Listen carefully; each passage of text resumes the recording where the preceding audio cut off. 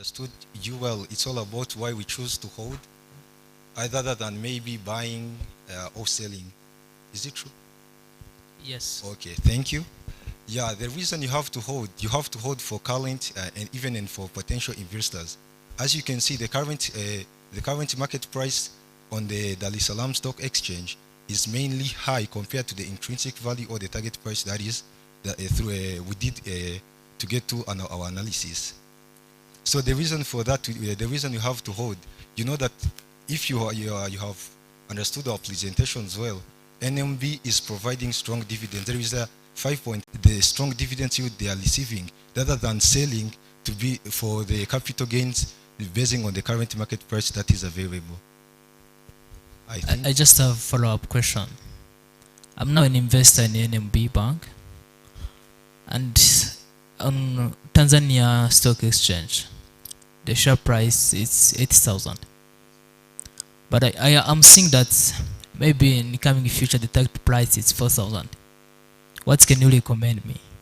Can you recommend me to sell at 8 and then maybe in the future I come back to buy at 4? Can you recommend me to hold at 8 while in the future it will be at 4? What if you recommend me to hold? And what will be happening in the future if I want to sell it? Currently it's 8, but in the future it will be at 4. Based on the figures we are having there in the presentation. Thank you. So what can you recommend me? As a potential investor? No, I'm now an investor in NMB. Right now you want to invest? Or you have already invested? I'm already invested in. You have already invested? Yes. Yeah. What I can recommend you who is already an investor.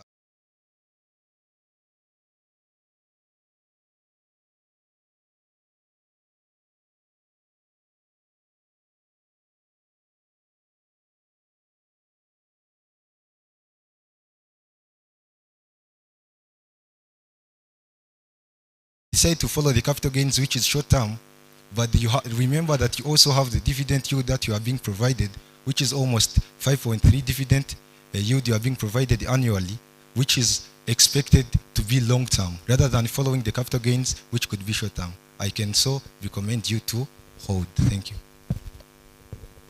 I want to quickly follow up on that, on your recommendation. You want me to hold because I'm expecting dividends. I wonder whether you've looked at the current dividend policy.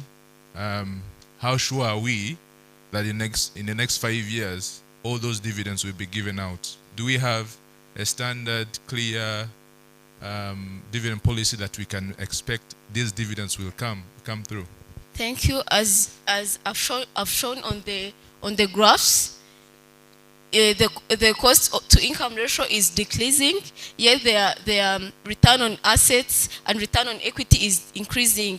As I showed here on the graph, the NMB is the most profitable bank in Tanzania, which means that it's growing, and as their revenues are increasing, they are going to. I'm only interested on the dividend policy. Yes. Do we have it in place? Have we looked at it? Are we sure that the bank will continue to pay this dividend? Yes, the bank will continue to pay that dividend.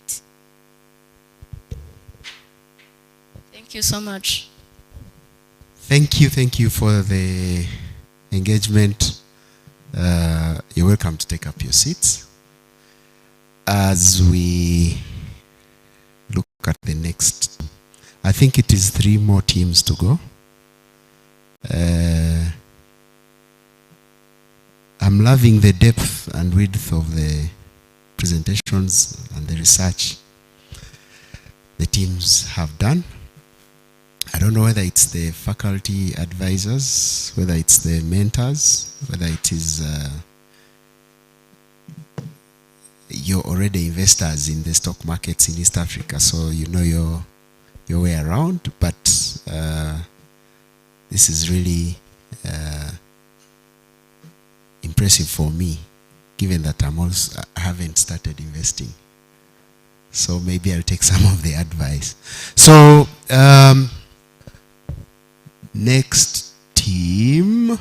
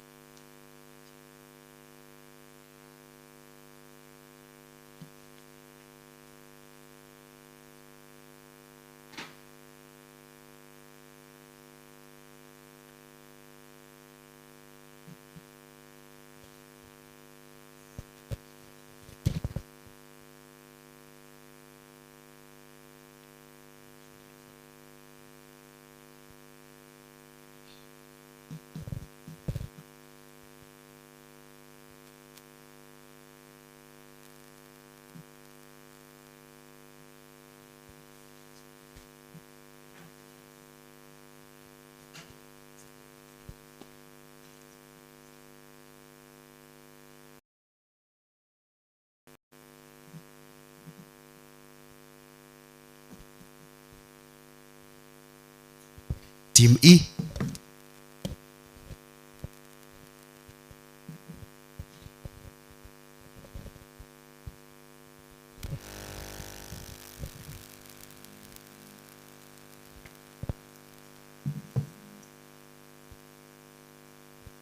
Good morning.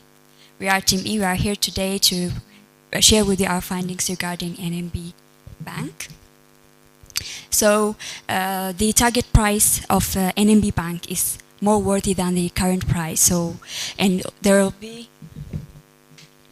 a price of 62.9%. So that's why we highly recommend to buy.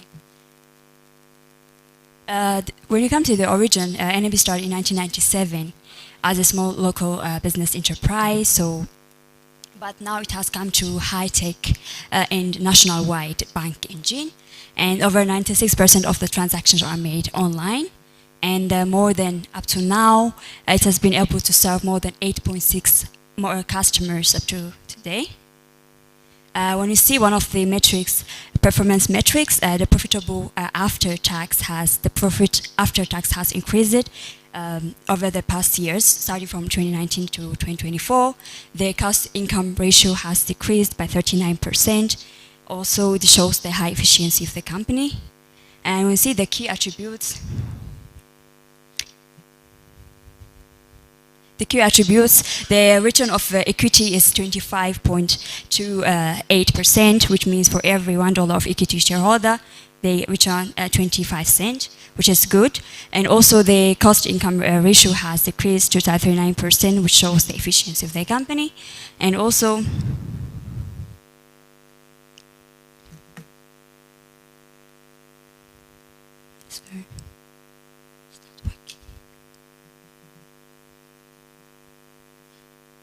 so let me continue. And when we come to the contribution,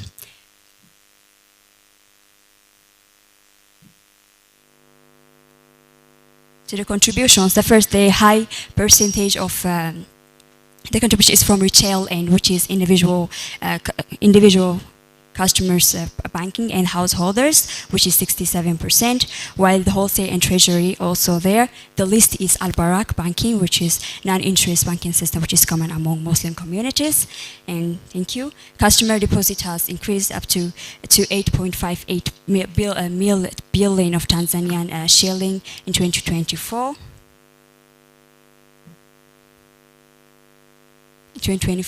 And when you see there are over 240 branches of NMB across the country, and 900 ATMs, including the one that takes the deposits, and more than 11,500 point of sales, and more than 6,000 bank agents. So the motto of the NBM is digital first, so more than 98% of the transactions are made online, which gives financial inclusion. And also, the interest rate has increased from 2019 to 2018, where profit after tax was 649 billion Tanzanian shilling. When it comes to the loaning, agriculture sector has increased over from 2023 to 2024, while the real estate banking loans has decreased from 6 to 5. This is due to some of land titling complexities. The ESG, when we come to the ESG, environmental, social, and governmental, the financial inclusion, there are more than 50,000 wakalas or agents, so this includes all the rural area which they cannot access the branch physically. And now this bank is national-wide, so there is a great opportunity if it expands to the neighboring country like Zambia and Uganda.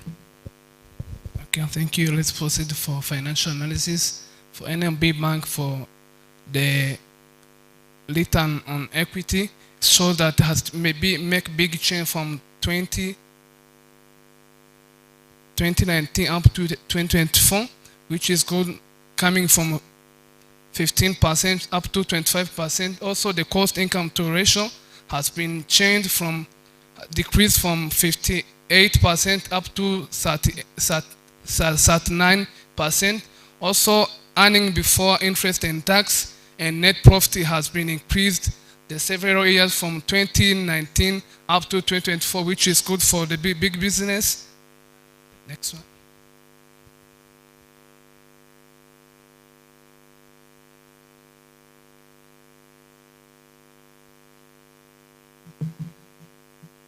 And also for the financial highlight for different metrics, NMB showed that the total asset, shareholders, profit after tax, return on equity, also those sectors has been increased, and also cost to income ratio has decreased, which is good for the profitability bank like NMB. Also for the forecasting total asset has increased from 2024 up to 29, and the loan projection has increased up to 16 trillion shilling.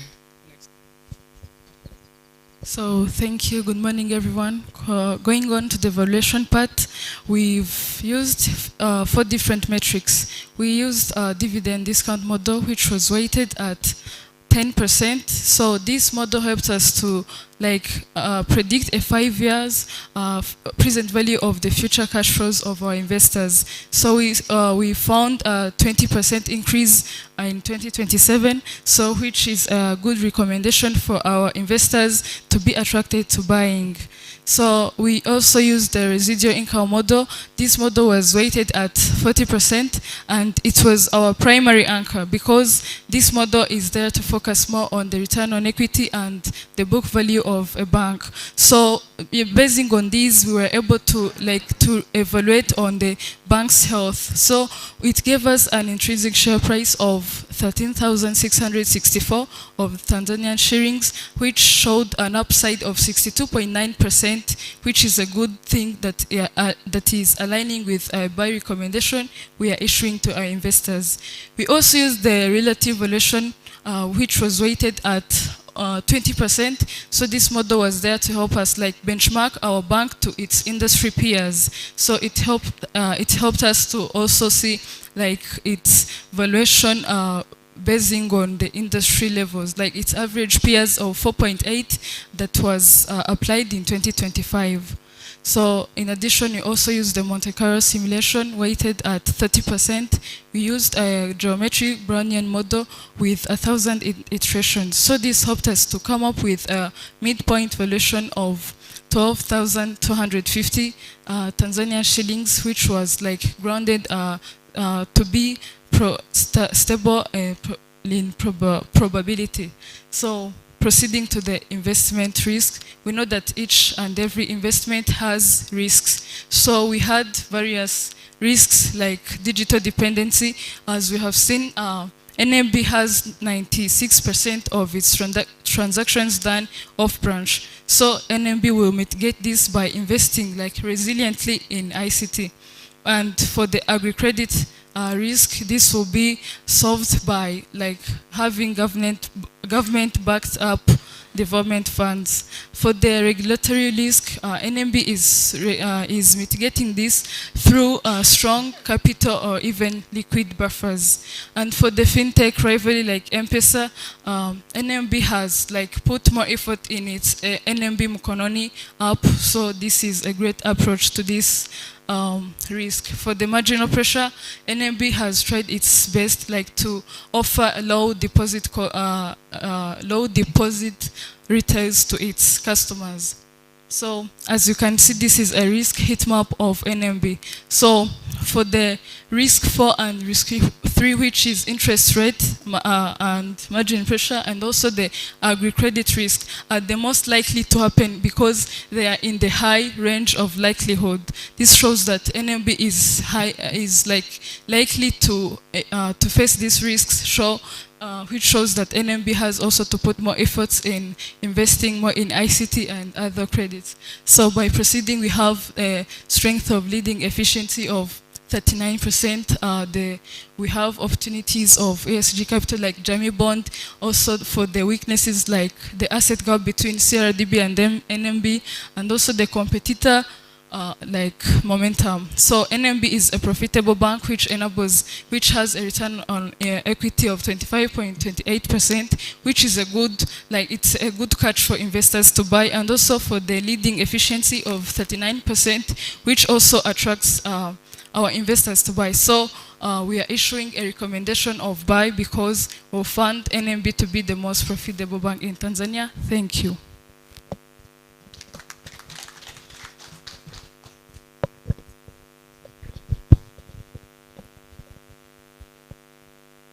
Thank you so much for the presentation. It's well and clearly articulated. Just two follow-up questions. One is to do with core business of. We didn't see any segment to do with the distribution of the incomes. Yes, we could be.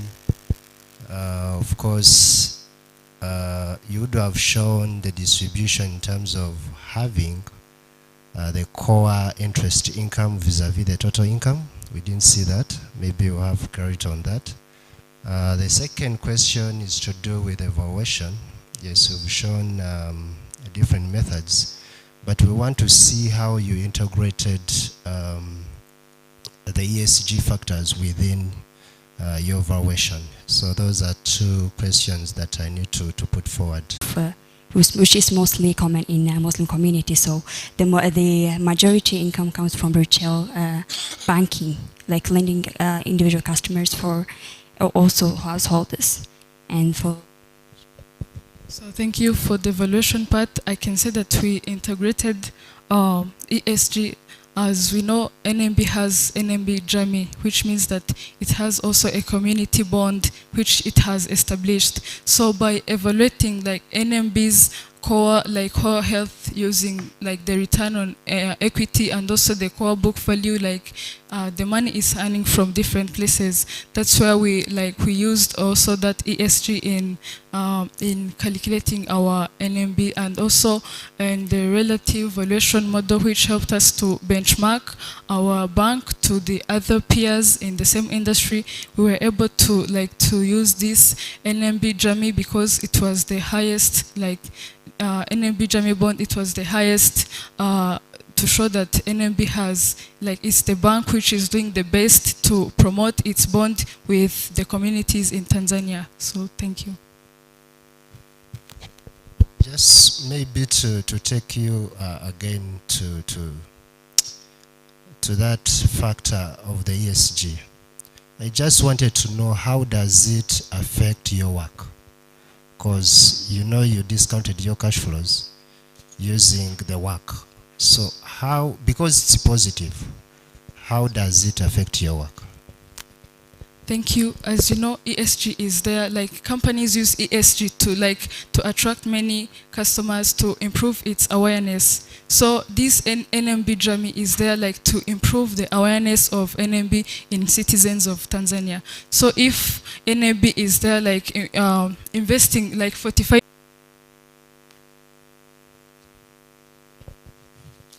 I'm sure the judges are scratching their heads. Everyone is bringing their A game. So let's welcome Team F. Good morning, ladies and gentlemen. My name is Kamikaze Divine. We're here as Team F. We're going to be presenting about our buy recommendation for the National Microfinance.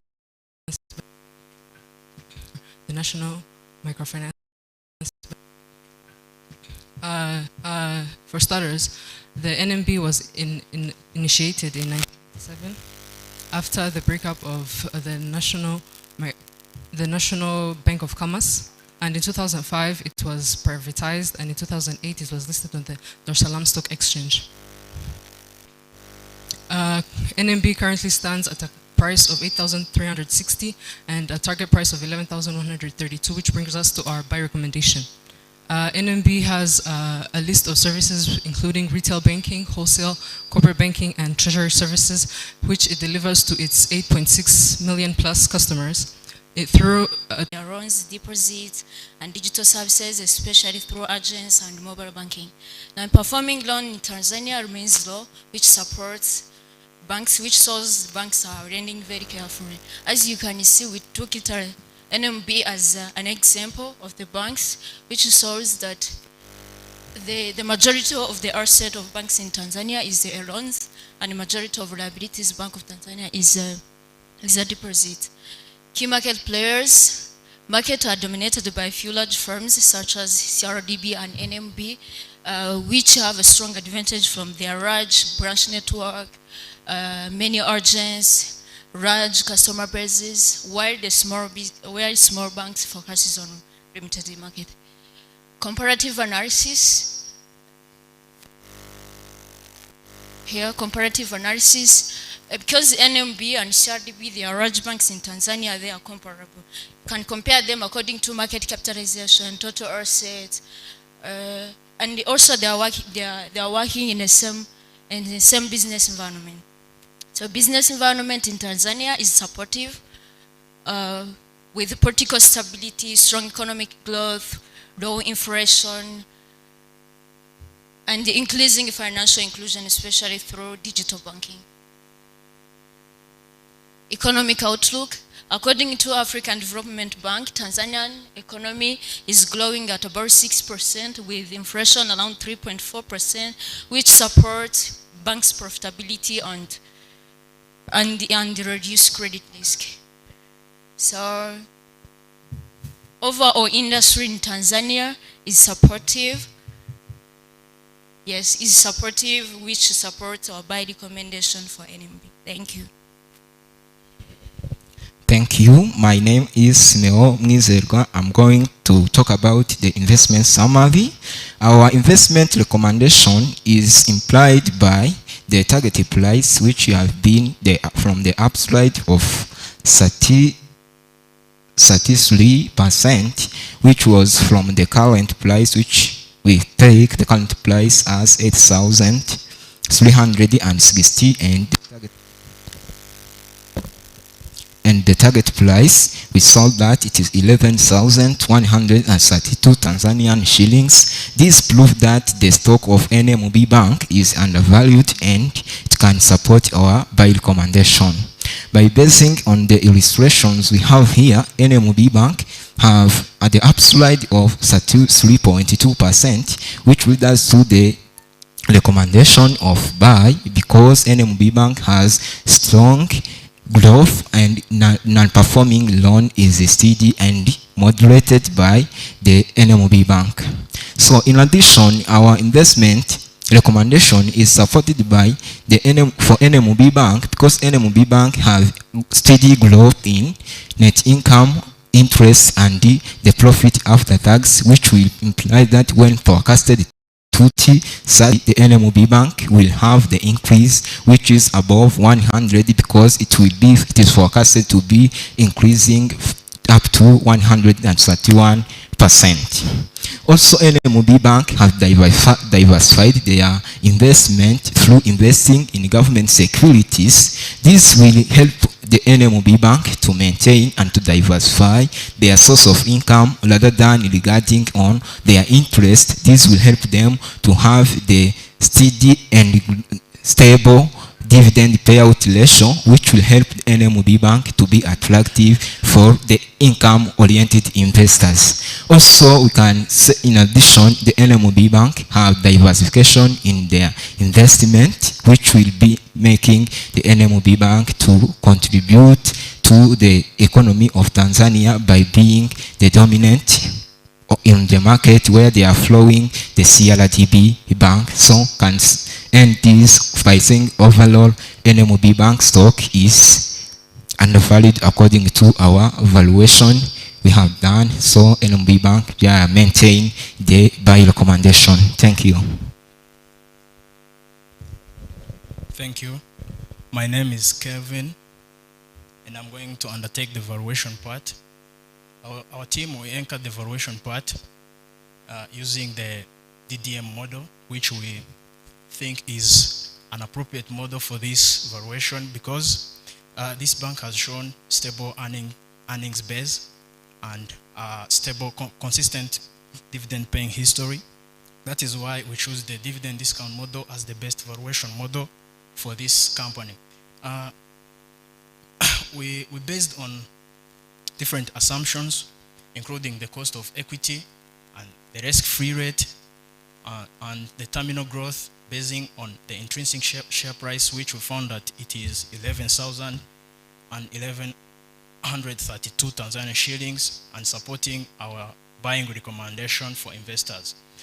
On the grand scheme of things, the only thing that has been difficult for this bank to maintain the dividend payout of 33% is because their consistent paying history will be dominated by different factors, because investors will buy as many shares because of this paying history, which is very high. So that is why the DDA model is the only model we choose to represent our valuation. Thank you.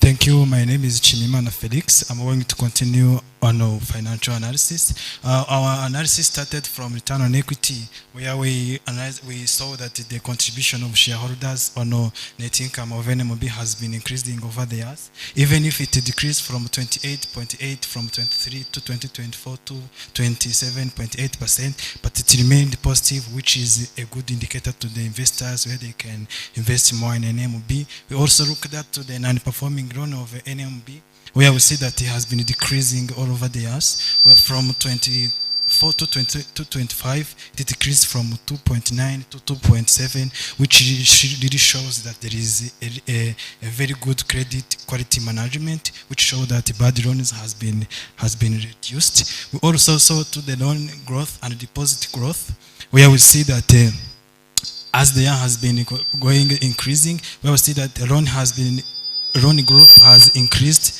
decreased from 28% to 10.3%, and the deposit has increased from 11% to 13.1%. We also looked up to the growth in asset and net revenues of NMB, where we see that the return on asset has increased from 4.4 to 4.7, where we see that there is a good contribution of total asset of NMB Bank to its performance. Thank you very much.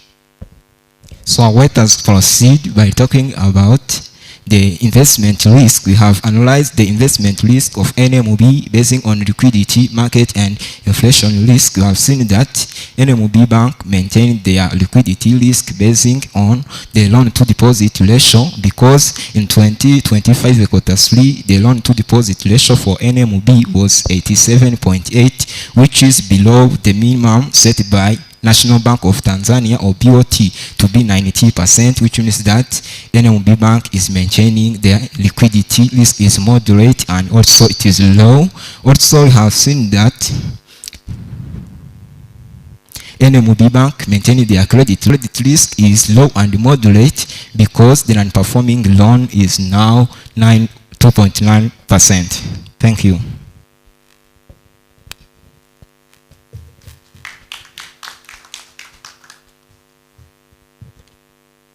Right, thank you, Team F. I think you did well, though we didn't get to the end.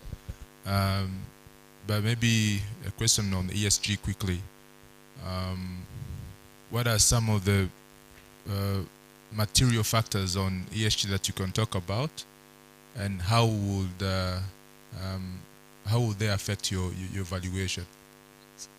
Thank you. We have analyzed our ESG by looking on the environment, social, and the governance, but the main purpose or how we can answer this question is based on how ESG will affect our valuation.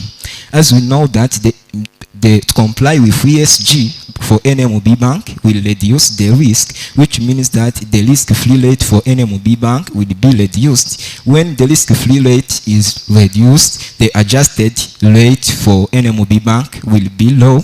When it will be the adjusted rate will be low, it will reduce also our discount factor we used in our valuation. When it will be reduced, the business value will increase, because when we know that when we decrease the rate, it will increase the price or the value of the company. So to comply with ESG will increase the company value for NMB Bank.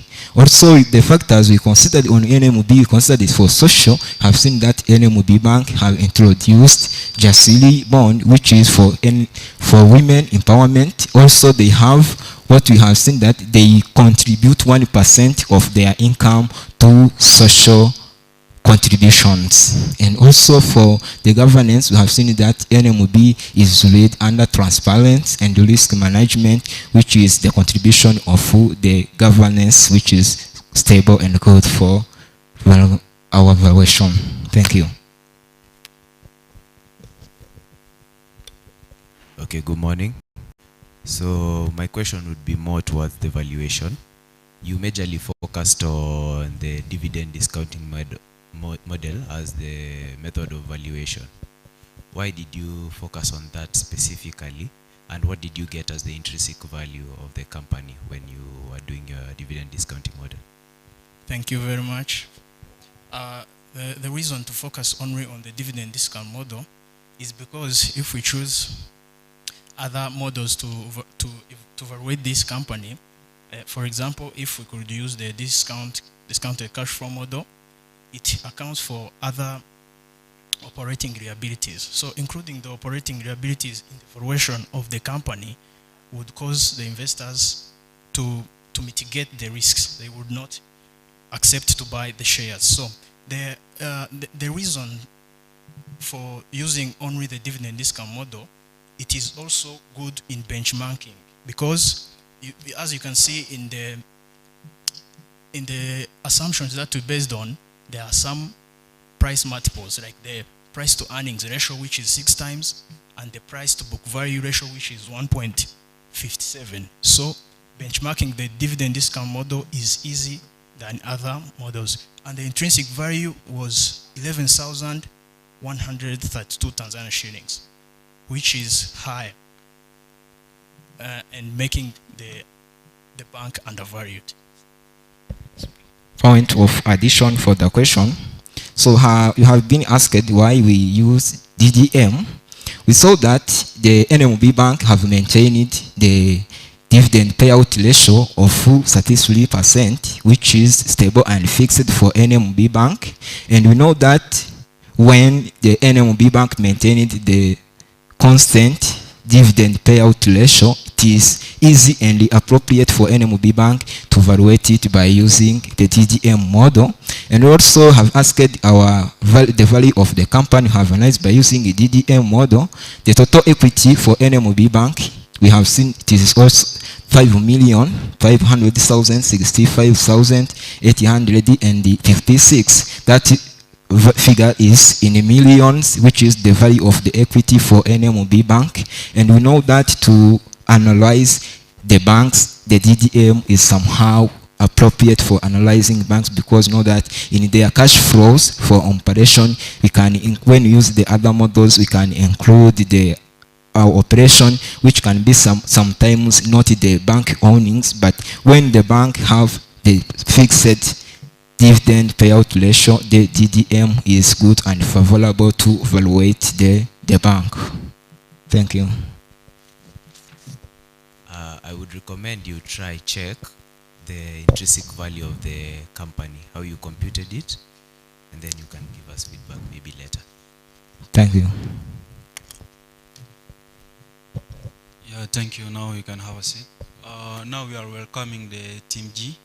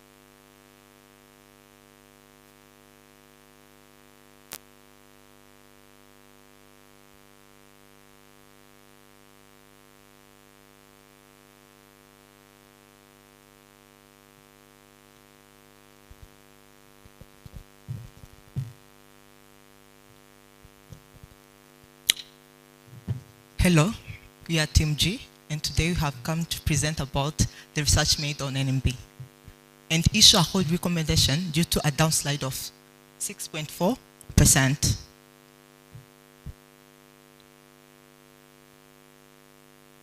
So what is NMB? NMB is a national microfinance bank that operates in Tanzania and was established in 1994. And over the years, it evolved around, and 49% of its shares was acquired by Robobank. And as of 2024, it serves over 8.6 million customers, and it has a 13.7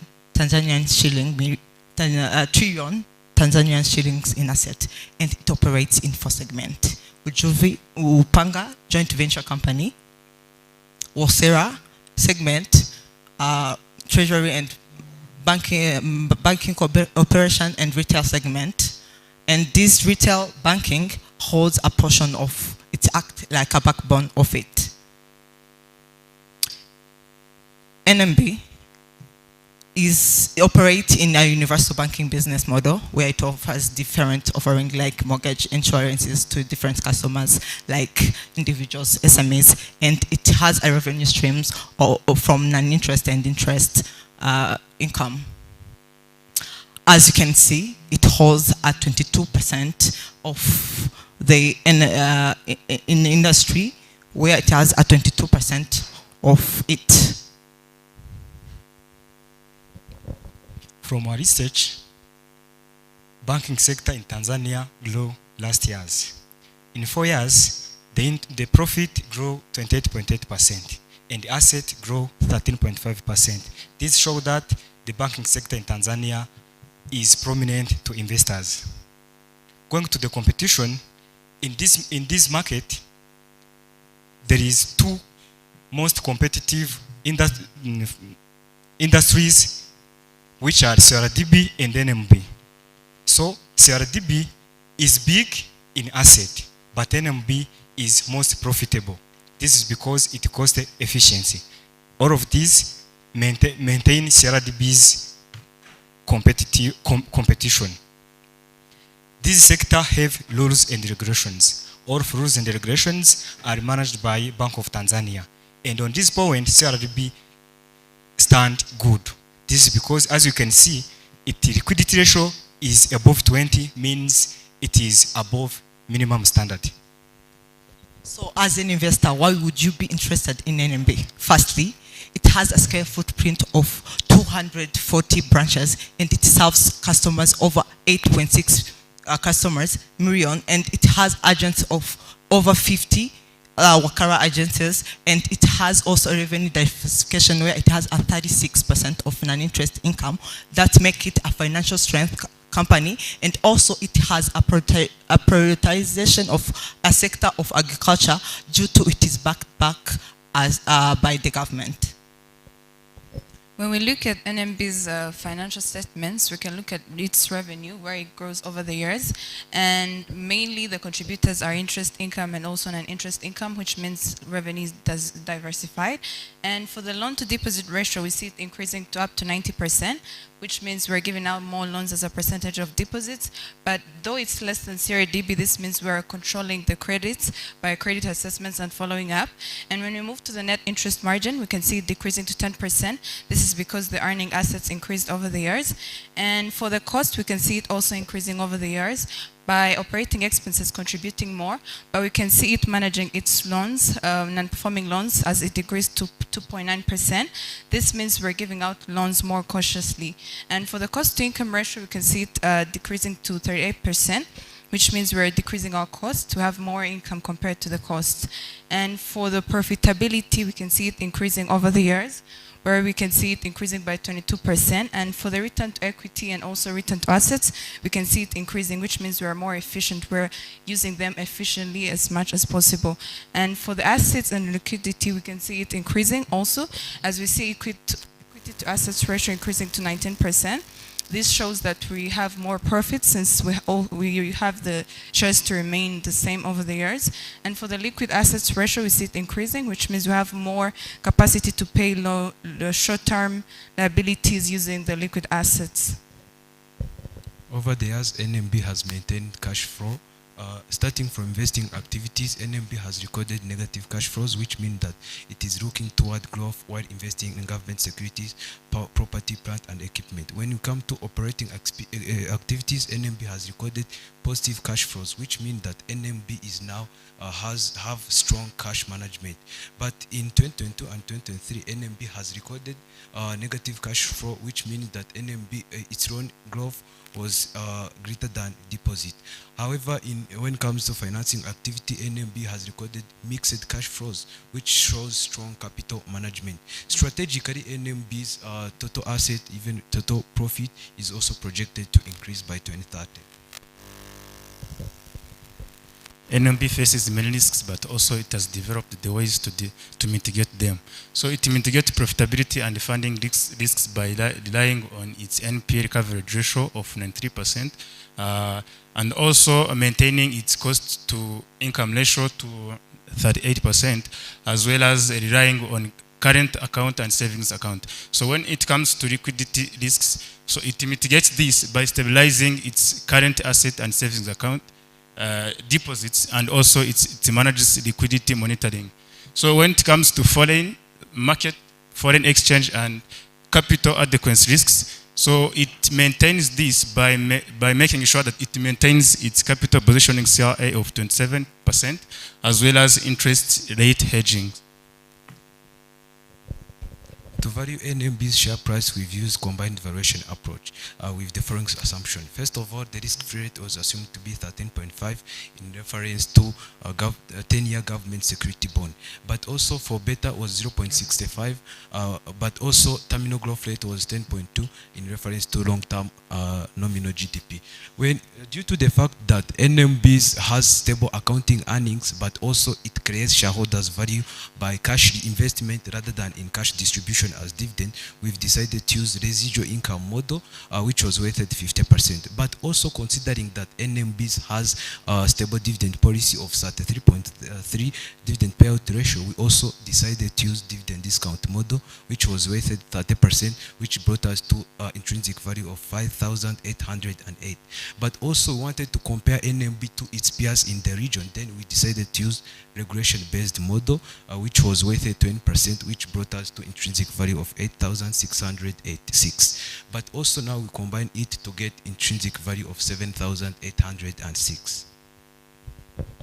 NMB uses ESG as the framework to measure how sustainable and responsible it is in the following 3 areas, which includes environmental, social, and governance. So when it comes to environmental, this is where NMB has reduced paper usage by 14% and also water consumption by 20%, which shows how they are now using resources efficiently.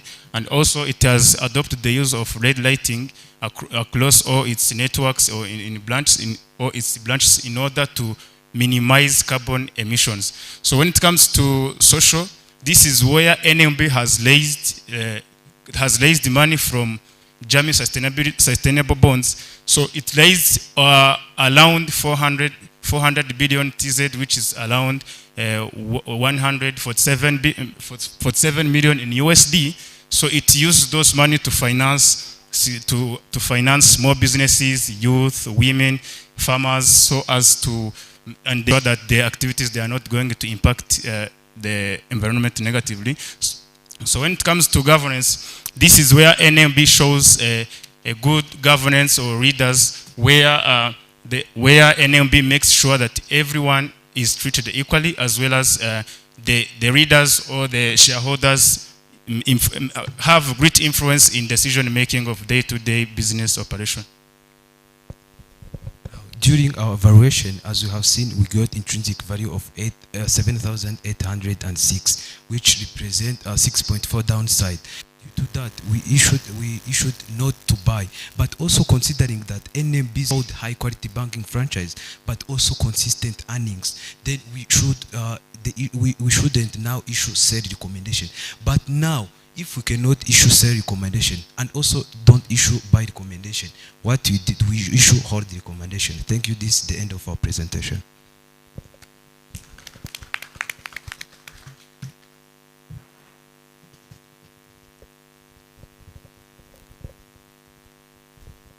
Thank you so much, Tim, for good presentation. I have a question on, you talked about the agriculture sector as one of the priority sector. As banking sector, why do you think putting much money in the agriculture sector is going to have, that can come arise from lending maybe much in the agriculture? Thank you. So when we look at agriculture, we have the climate and sector risk, which involves if the climate changes, what happens. So mostly when NMB is giving out loans to farmers, it ensures there are, for example, they deal with farmers that have seeds that last longer. For example, if those seeds can go for 1 to 3 weeks without water. So they make sure they go for something smart, just in case climate changes, they have a backup plan. They also work with insurance companies, just in case this agriculture sector faces any kind of risk, so they have ways to mitigate those. Thank you. Thank you so much. Industry sector in Tanzania, it means people are acquiring more loans since they'll get support from the environment, from the government, sorry. So it means we're getting more people coming in for loans, where we've raised over 6.4 billion from this, only the agriculture sector, from this, and we were able to be listed on the London Stock Exchange since we're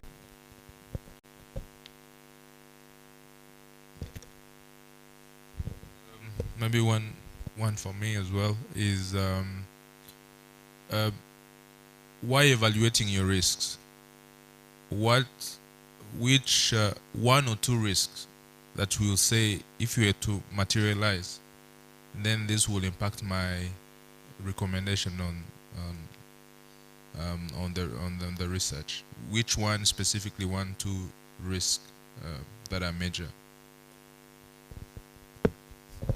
Okay, thank you so much. If I've heard you well, you asked us among those risks, which one might impact our valuation? Okay, thank you. Might impact our valuation. Okay, thank you so much. Starting from the profitability and funding risk mitigation, as we've seen, like during our valuation, we've used residual income model, which also based on net income. As net income is also profit. Now, the profitability risk, if we experience the profitability risk, then like if the cost to income ratio increases, meaning that our profit is going to be reduced. Now, if profit is going to be reduced, then it is going to affect directly during our valuation, which will affect, of course, our valuation part. Thank you so much.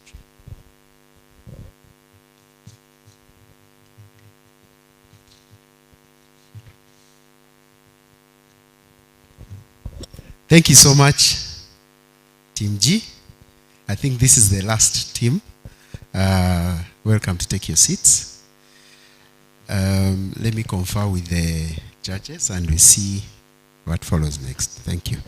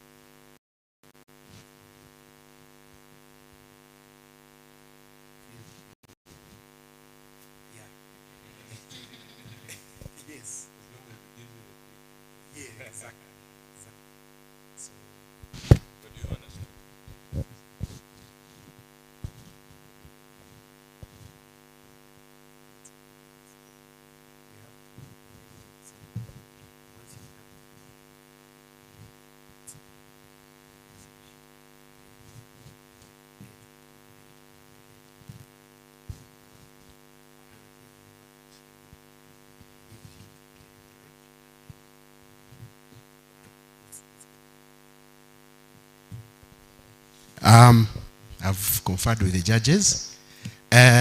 Feel free to take some fresh air. The refreshment continues. There is tea, there is juice, there is water, there is bites.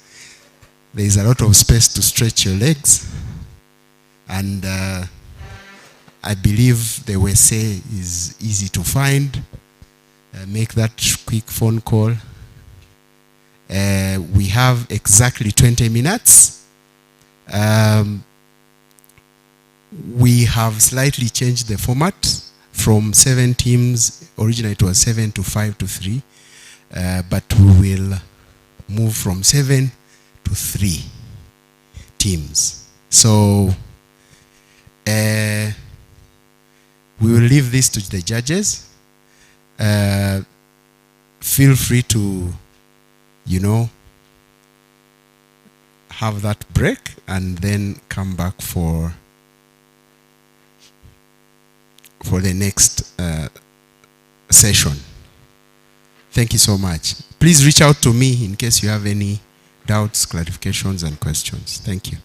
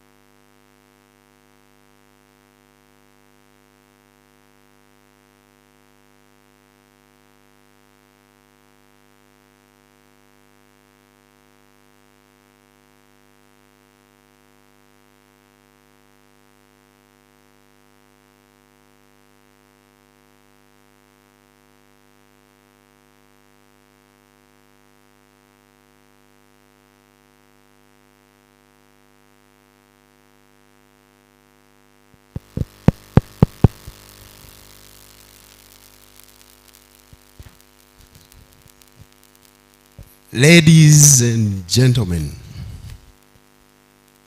anyone who's outside, please come in.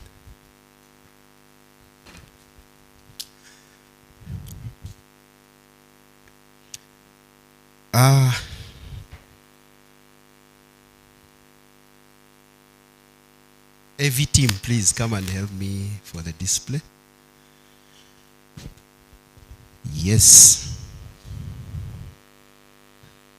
The room is a bit cold and quiet.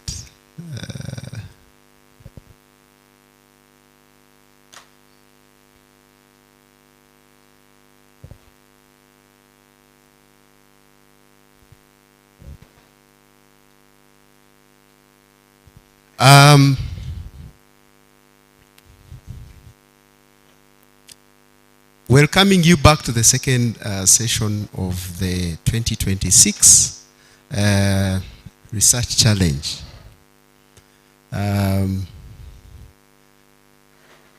I've been a facilitator of this for the past 6 years, and I've seen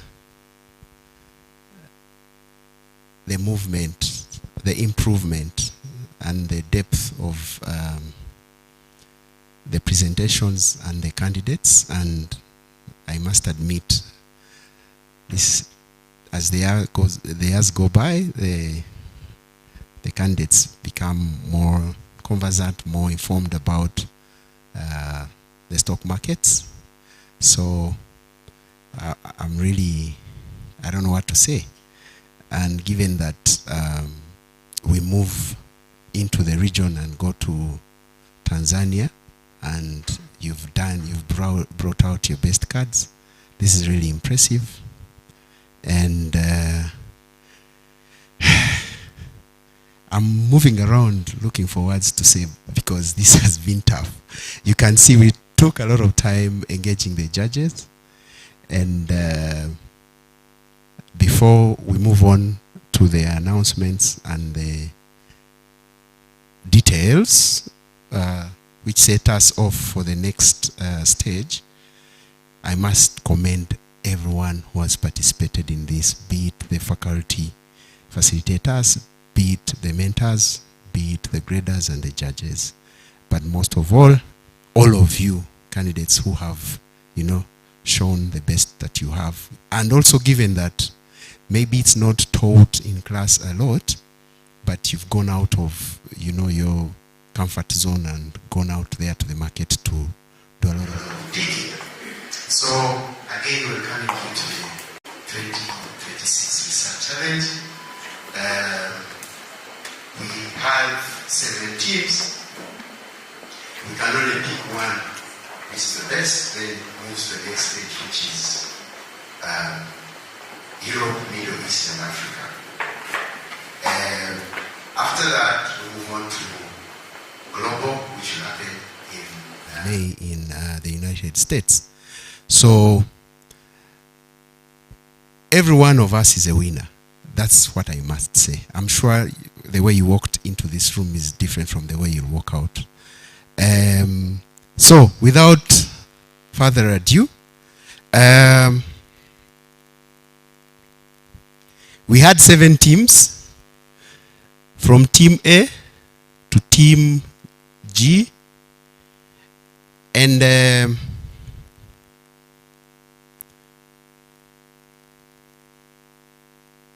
out of 7, the judges have deliberated and decided that 4 teams will move on to the next stage.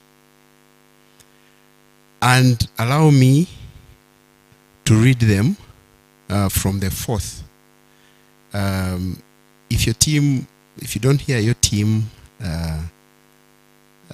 know that you've not moved to the next stage. But frankly speaking, if you look at the difference in the tallies and the marks and the performance, you're not much different. Maybe there's one extra.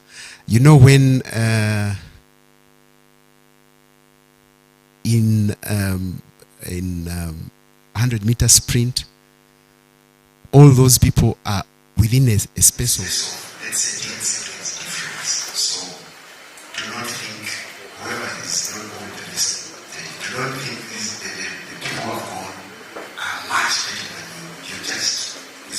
small slight thing they did that that you saw. Enough of that. Let's move. So, Team B ranked number 4. Congratulations. Team C ranked number 3. Congratulations. Team E number 2. And finally, Team G number 1. So, how it goes, we are going to, again, congratulations to everyone who is here. Congratulations. Thank you very much. Yeah.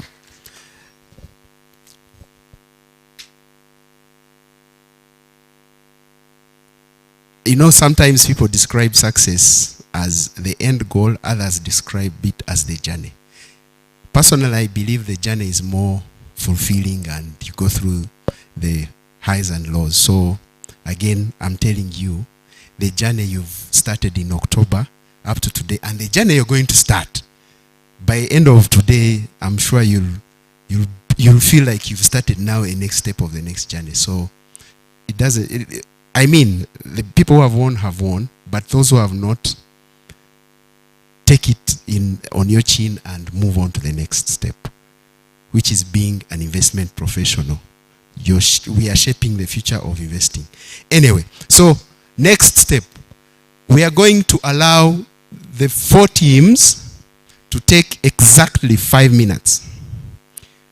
5 minutes to recalibrate, to rethink, to improve, to see what you can change or what you can remove from your presentations. Come back. If you feel you want to keep the same presentation, please do. If you feel you want to slightly improve it, please do. But you only have strictly 5 minutes. Okay? You will maintain your team tags, team letters, and we'll start from the first one in alphabetically. So we will start with Team B, then Team C, then Team E, then Team G. So, allow me to stop here, give you those minutes to see what you can improve, and we will call you. Right now it's 12:29, 12:30, let's say. 12:35, Team B, make your way here.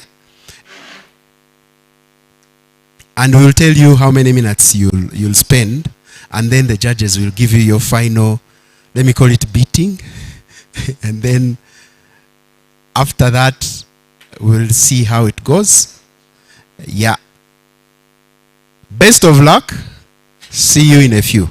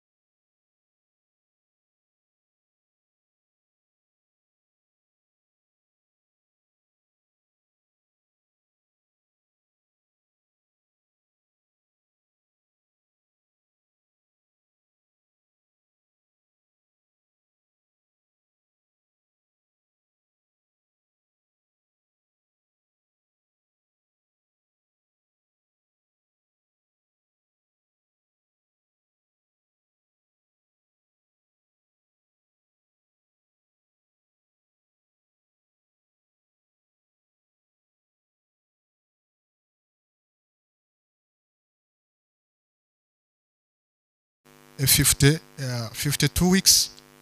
So since this beta, it reflects the past data, that's why I have been adjusting them by using Bloom adjustments to reflect the intrinsic value of the share that an investor can rely on better than a past data.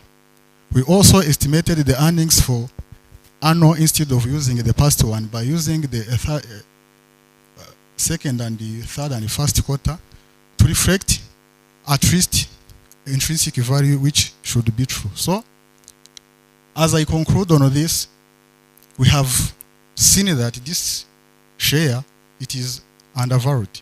That's why we recommend a buy recommendation for their investors. Let me also welcome my colleagues to show or take us through the ratio to support this recommendation of buy. Thank you. Thank you.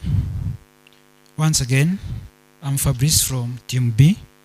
So, as we have discussed before, we are not going to focus only on what is included in those slides, but also we are going to look from our retentions, because we have retained our data we used through analysis.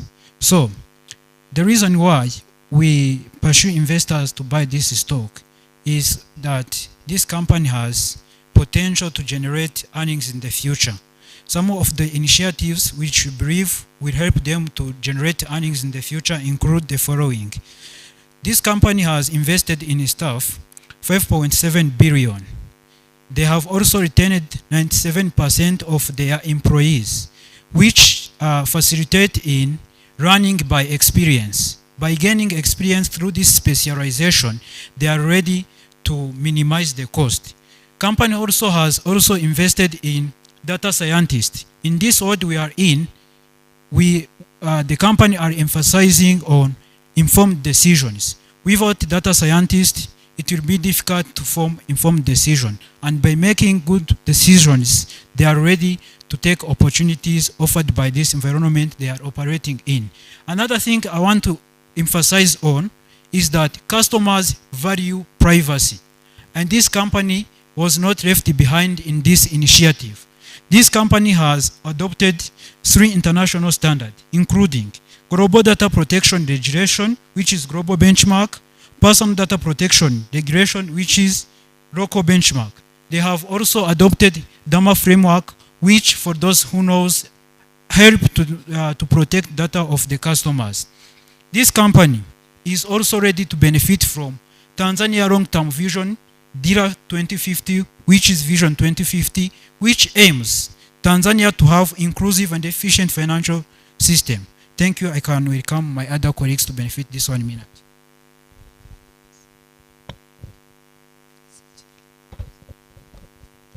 Thank you. Let's continue with looking how about ESG, what the impact for the equity valuation. Actually, integrating ESG into your company, it helps to access low-cost funding. For example, this bank has issued the JAM bond or community bond, which attracted the foreign investors like IFC and Britain investment initiatives, and this gives the investors a promising, gives hope for investors that this stock is growing. They're not investing blindly. There is something to get in return in the future. Thank you. So we can conclude by saying our intrinsic value is greater than market value. So we recommend a buy recommendation. Thank you.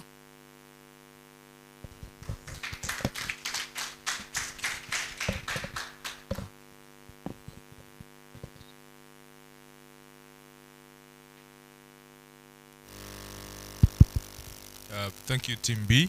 I have a question on sensitivity analysis. I'm sure you've probably performed the sensitivity analysis. If yes, what does a factor like interest rates, the changes in interest rate affect your valuation?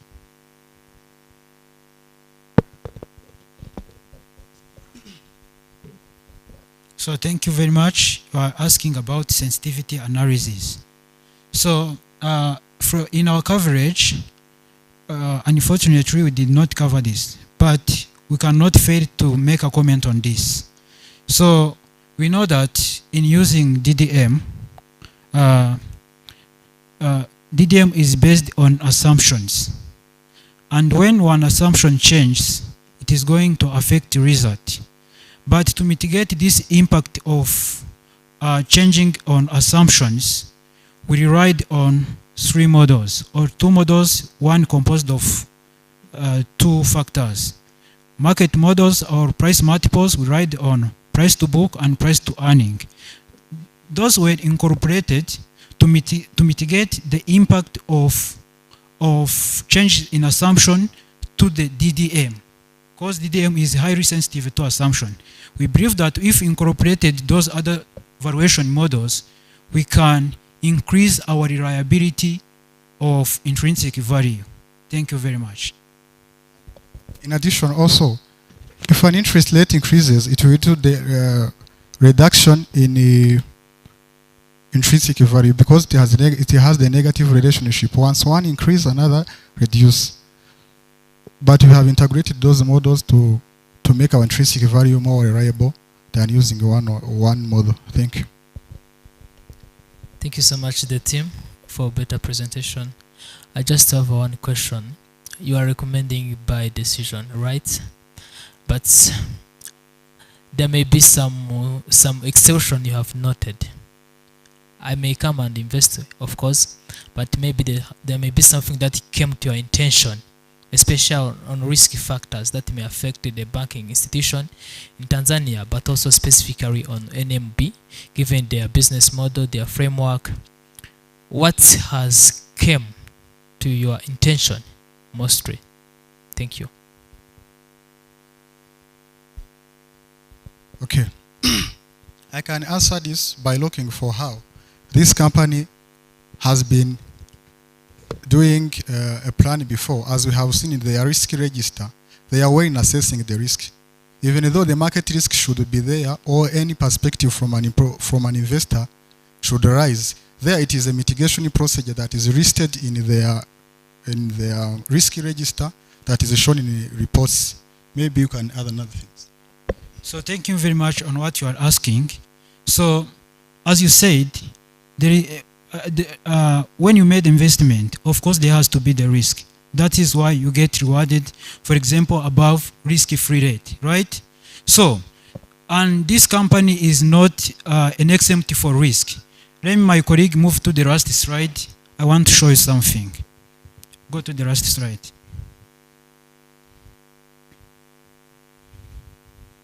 Those are investment risk, and you have considered them. So investing in this company, of course there are risks which are connected to this company and the economy as well. There is risk of limited share price upside. So there is a risk that this share could not be valued fairly to the point we estimated.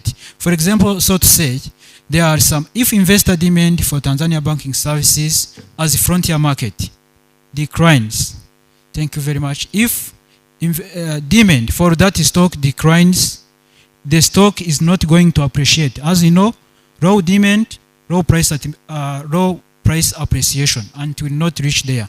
But as my colleague said, we have checked their risk register. They are well positioned to mitigate those risks, including, for example, financial risk, credit risk.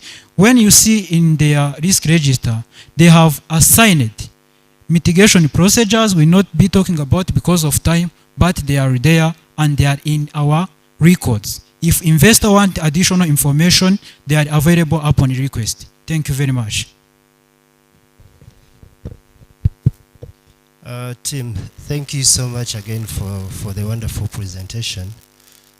Just wanted to come back to the evaluation again.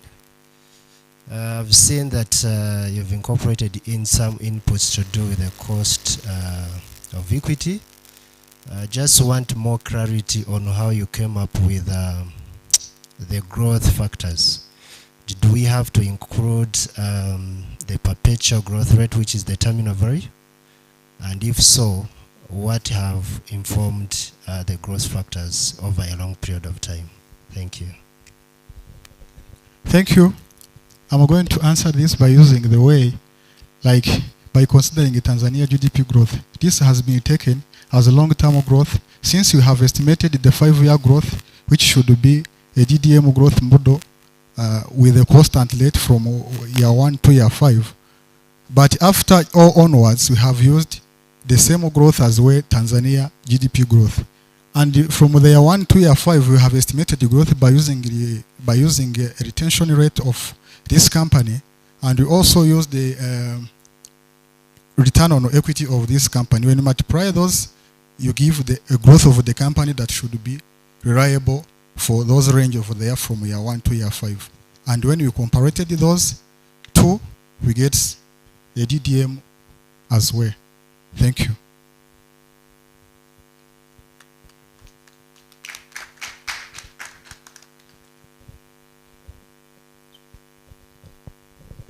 Yeah, thank you so much, Team B. Now you can have a seat. Team C, you are welcome.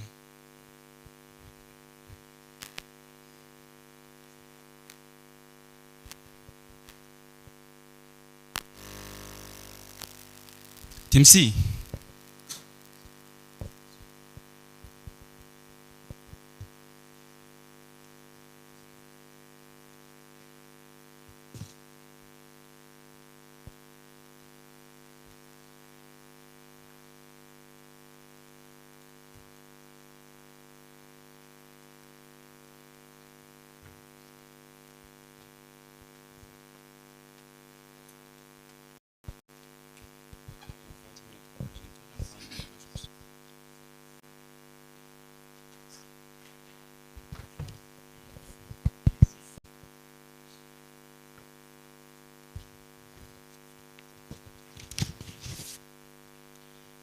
Good afternoon once again. As Team C, after doing our calculation and we collected from the error we have done earlier, we have found that we have a downslide of 0.31%, which we emphasized on hold. So as you can see on industry and market overview, here on return on equity, we had NMB had target of 20%, but you have 25.2%. Return on asset, we had 3%, but it's 4.7%, which is efficient asset utilization. And on low liquid risk profile, it had 5%, but we have 2.9%. And on cost to income, we had 45%, but we have 38.3%, which made us to emphasize on hold recommendation. Thank you. So thank you. As still stepping in, we're still dealing with these financial strengths. As you see on the table, this return on equity is increased in this current year, the previous year 2025, which means there is no fundamental reason to exit in the stock. So that's why we emphasize these investors to hold their shares. So the other thing, as you see, this return on investment, they are increasing, even though it is TDD, but there is expectation in increase within our forecasting in 5 years. So that's why we still encourage the investors to hold. So, and also this NMB, they still leads in this market leadership and this digital transaction.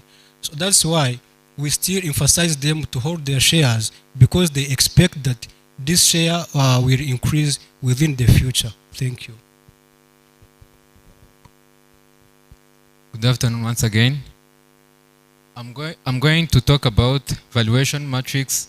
So as we told you that our valuation was to estimate the fair value of NMB, where we based on fundamentals, dividends, and market pricing. As we know, banks have unique balance sheet, and that's why we used the equity-based valuation rather than the enterprise value methods. So we conducted 3 complementary methods: DDM, residual income ratio, residual income model, and relative valuation. So we came up with one weighted target price of 9,022 Tanzanian shillings. So residual income model, we gave it a 10% because it is more sensitive to assumptions, and the DDM we gave it a 40% because the DDM is the main way that the bank return the money, the cash to the investors. To the businesses or firms, whether those firms can use that loan in investing in things that can affect environment. And then for social, if we find that NMB Bank has made the financial inclusion as its core strategy. And then for the governance, we found that NMB Bank has an independent board.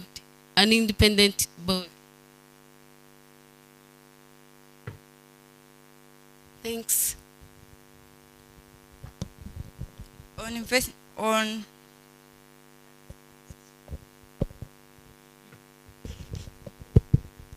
Thank you so much. Take us through how you went to determine the weighted average cost of capital for you to discount the cash flows. We have added the method we used, residual income model, plus dividend discount model, plus relative valuation over the average, like 3. Then we saw the weighted current price. No, it may be, let me rephrase it back. Because you have the values, considering the 3 methods. For you to come up with maybe 9,050, you would have discounted those cash flows to get to that value.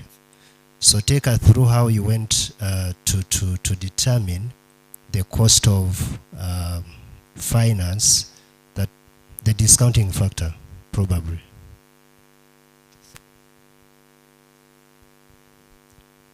You have values that are determined through those methods. And those values, you got them through discounting the cash flows. How did you determine the discounting factor? And what is the cost that you used on the finance? Thank you. On the value of the discount, dividend, we used the cost of equity of 20.65%, which was used for discounting, and we got the implied value of 9,401.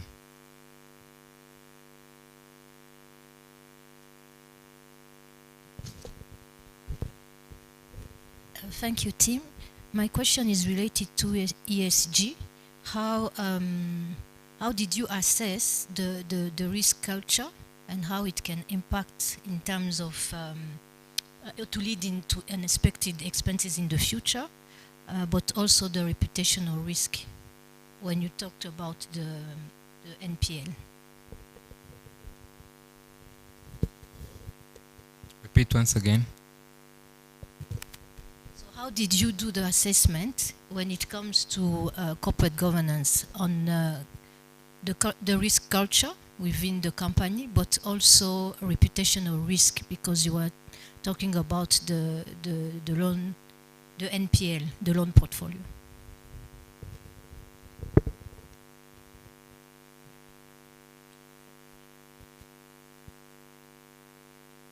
The risk for NPL can happen.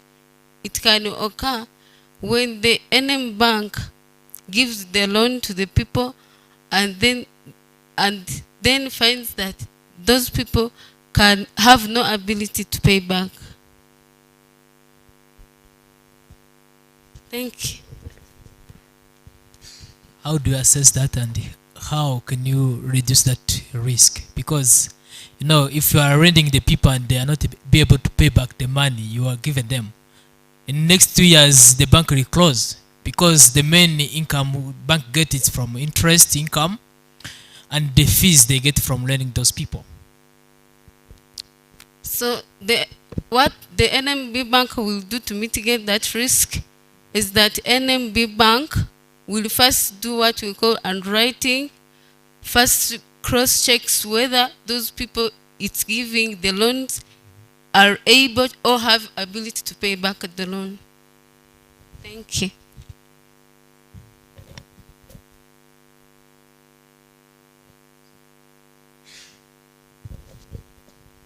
I'll give you a question to redeem yourselves. Most of them have been had. So how did you arrive to the ROE? What's the ROE of the company? And how did you arrive to it? The return on equity. Equity. What's the ROE of the company and how did you arrive to it? Return on equity, we got 38%. How did you arrive to the 8%?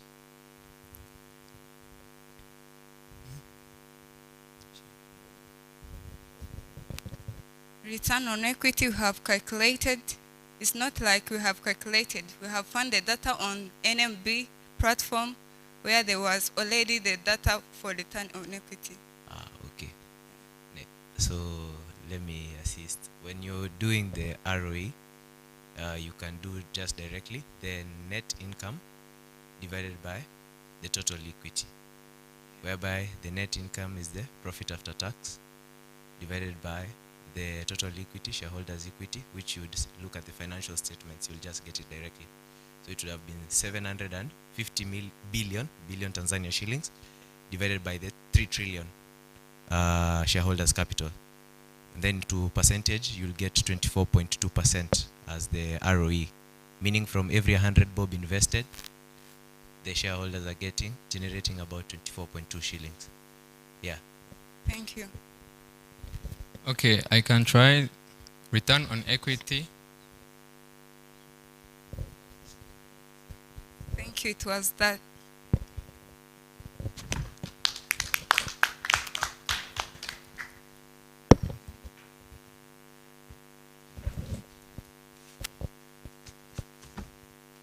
So now we are welcoming the team E.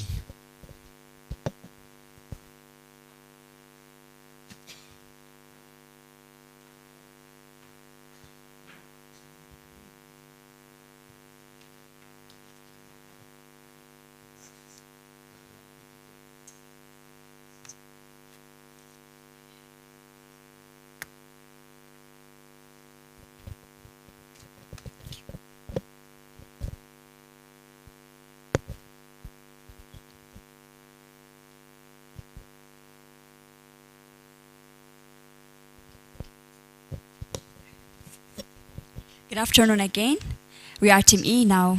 We'll talk more about things that we...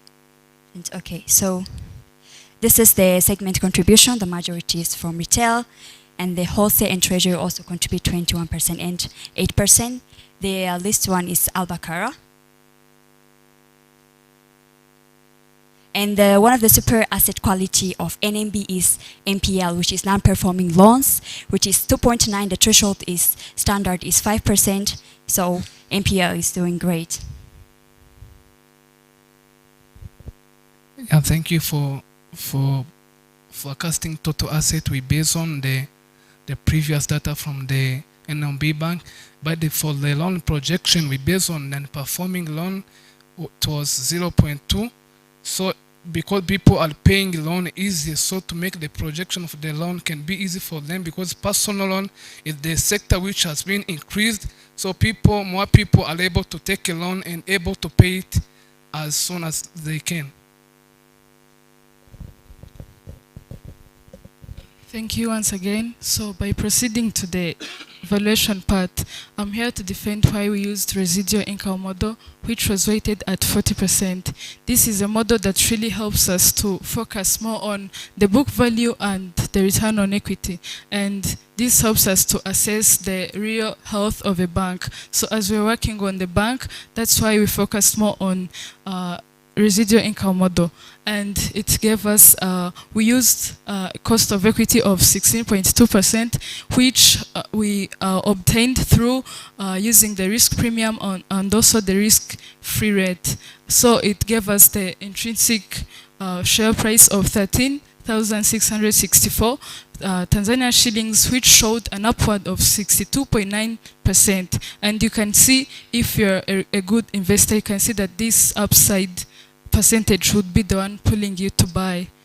And for the risk, we've analyzed that every investment has risks, but again, we all know that risks do not scare investors, but we know that the higher the risks, the higher the return. So we are here to keep issuing our buy recommendation to our investors, because, as you know, investors are here like to take risks to obtain more returns.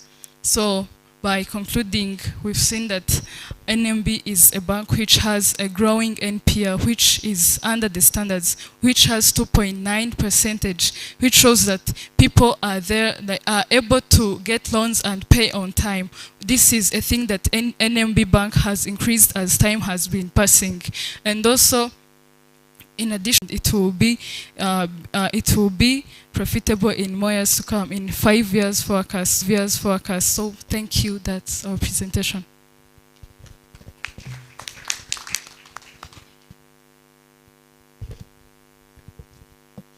Thank you, team. I have a couple of questions. One, I believe you must have assessed the skills or the performance of the executive team. Can you name one or two skill qualities of the current management team? Second question is on, you mentioned there's a lot of innovation and digital platforms being used at the bank. Have you considered the cyber risk? If so, how does it affect or did that affect your evaluation? Okay, thank you. By starting on the digital services, we all know we have to consider both positive and negative side. We know that there might happen a cyber attack to the digital, maybe to the app. So this might affect how, it may even cause NMB to lose their revenues, like half of their revenues.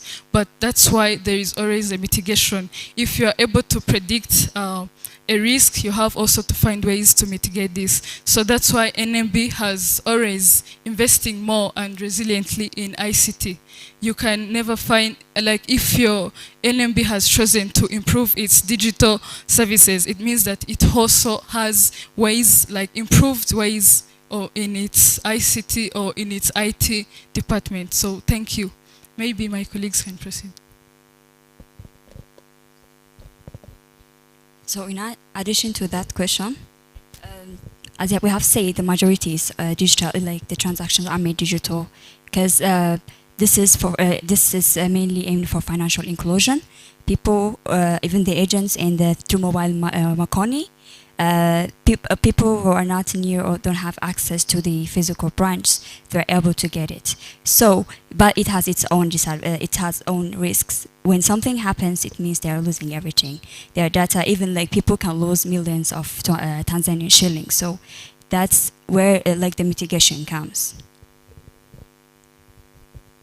Okay, and for the first question of how the executive team has been performing well, if we are able to see that NMB is really profitable, this shows a strength of NMB's executive team. So it means that they have set, if I can say, an action plan which is strong. They have improved their digital services. They have improved their awareness, because now NMB, they was able to establish more than 50,000% of agents all over Tanzania, which means that this is a key strength that other banks don't have. So thank you. Thank you so much. I also have one question. It's all about the main asset of the bank. What are the main assets of the bank, and how did you assess the asset quality of NMB? Thank you.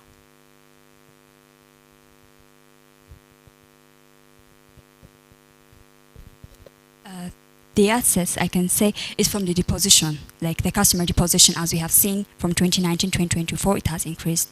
And 2024, it has also increased above 8.9 trillion. So this is, and as we have mentioned, NPL has reduced less than the threshold, which is 5%, which is now 20.9. People are borrowing, but still they are repaying on time. So they have their biggest asset. It relies on the deposition of the customers. Since their customers are repaying on time, that's how their majority assets, their financial strength is on their customer deposit. What do you think is the main asset of the bank? Asset. Like the shareholder, like they are the shareholders. Okay. Okay. To clarify on that, there is the 36.3% is governed equity, and the rest is individuals. So there's equity shareholders, the stocks, and also there's some little amount which is they are getting from the customer deposition. And also, as the cost-to-income ratio decreased, that's pushing more investors to invest in the NMB. So from the 2019 up to 2024, the shareholders' return on investment has been increased, like from 15 up to 25. That shows us the total asset has been increased. Thank you so much. Maybe to add on what you said, the main asset of the bank, for those that it's loans it provides to the customers, because it's what they trade. So those loans are they are like receivables mainly, but the loans are liabilities. The customer deposit are liabilities to the bank, because they have money from the customers, but it's not their own. So the main asset of the bank are loans they give to the customers. Thank you. But you should take credit for answering well. When you answered about the asset quality, you look at the NPLs, and so that the answer was good. But again, the assets, banks' assets, the loans, and then the deposits are the liabilities.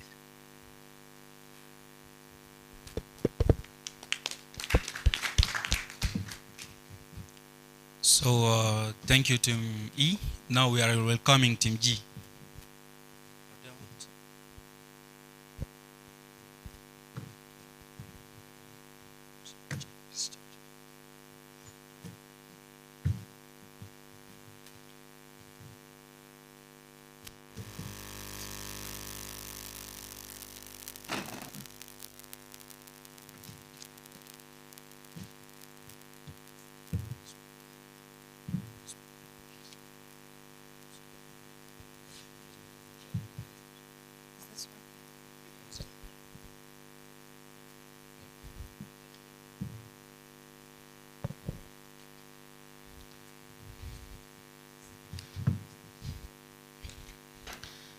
Good afternoon. So we'll start by looking at NMB's financials.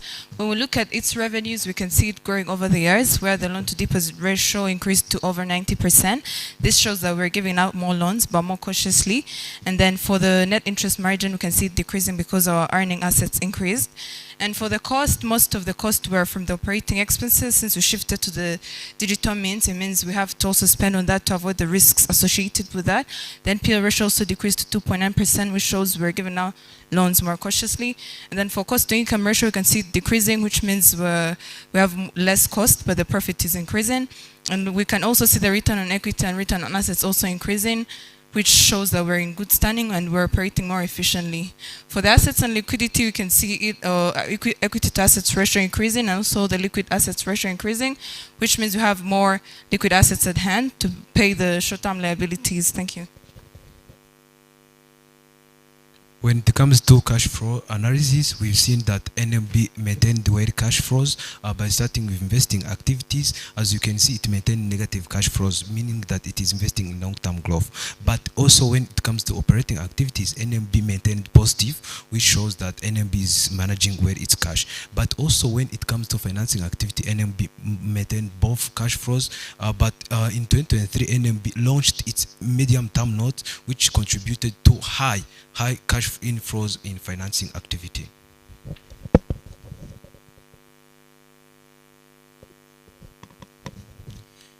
NMB has used ESG as a framework to measure how sustainable, responsible it is in environmental, social, and governance. So when it comes to environmental, this is where NMB has integrated environmental risk assessment through its credit due diligence, not only considering financial risk, but also environmental risk before approving any loans. So when it comes to social, this is where NMB has promotes the financial inclusion through financing SMEs, agriculture, youth, women financing. This has created access, has expanded access to credit, livelihood, as well as job creation to the society. When it comes to governance, this is where NMB shows a good leadership, basically where Ruth Zaipuna has been given the best banking CEO Tanzania in 2025. All this contributes to NMB's reputation as well as brand awareness. When it comes to valuation of NMB, as we said, we've used a risk-free rate of 13.5 in reference to Tanzanian 10-year government bond. But also when it comes to terminal growth rate of 10.2, it was in reference to a long-term nominal GDP of Tanzania government. As also we said, NMB recorded stable accounting earnings, but also creating its shareholders' value while investing, while retaining its cash rather than in distributing as dividend. Then we also used residual income model, but also remembering that it's have a stable dividend policy of 3%. We use also dividend discount model, but also comparing now NMB to its entire peers in industry use regulation-based analysis. Now we still hold recommendation. Thank you.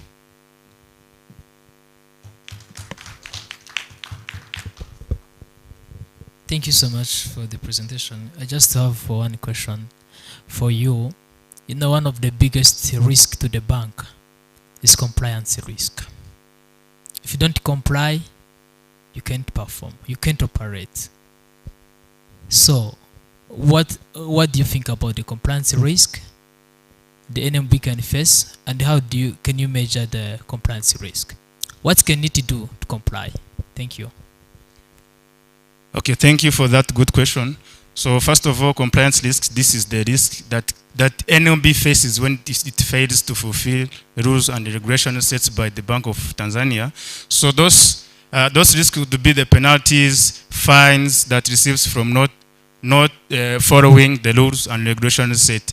So to mitigate this compliance risk, NMB has developed the good way of training its staffs to make sure that each and everyone is informed about what's happening there, about the rules and rules. So and also, as it is written, it has also mitigates this by regulatory monitoring. Like they have first of all, in their organizational structure, they have chief of risk officer, who is called Emmanuel Akona.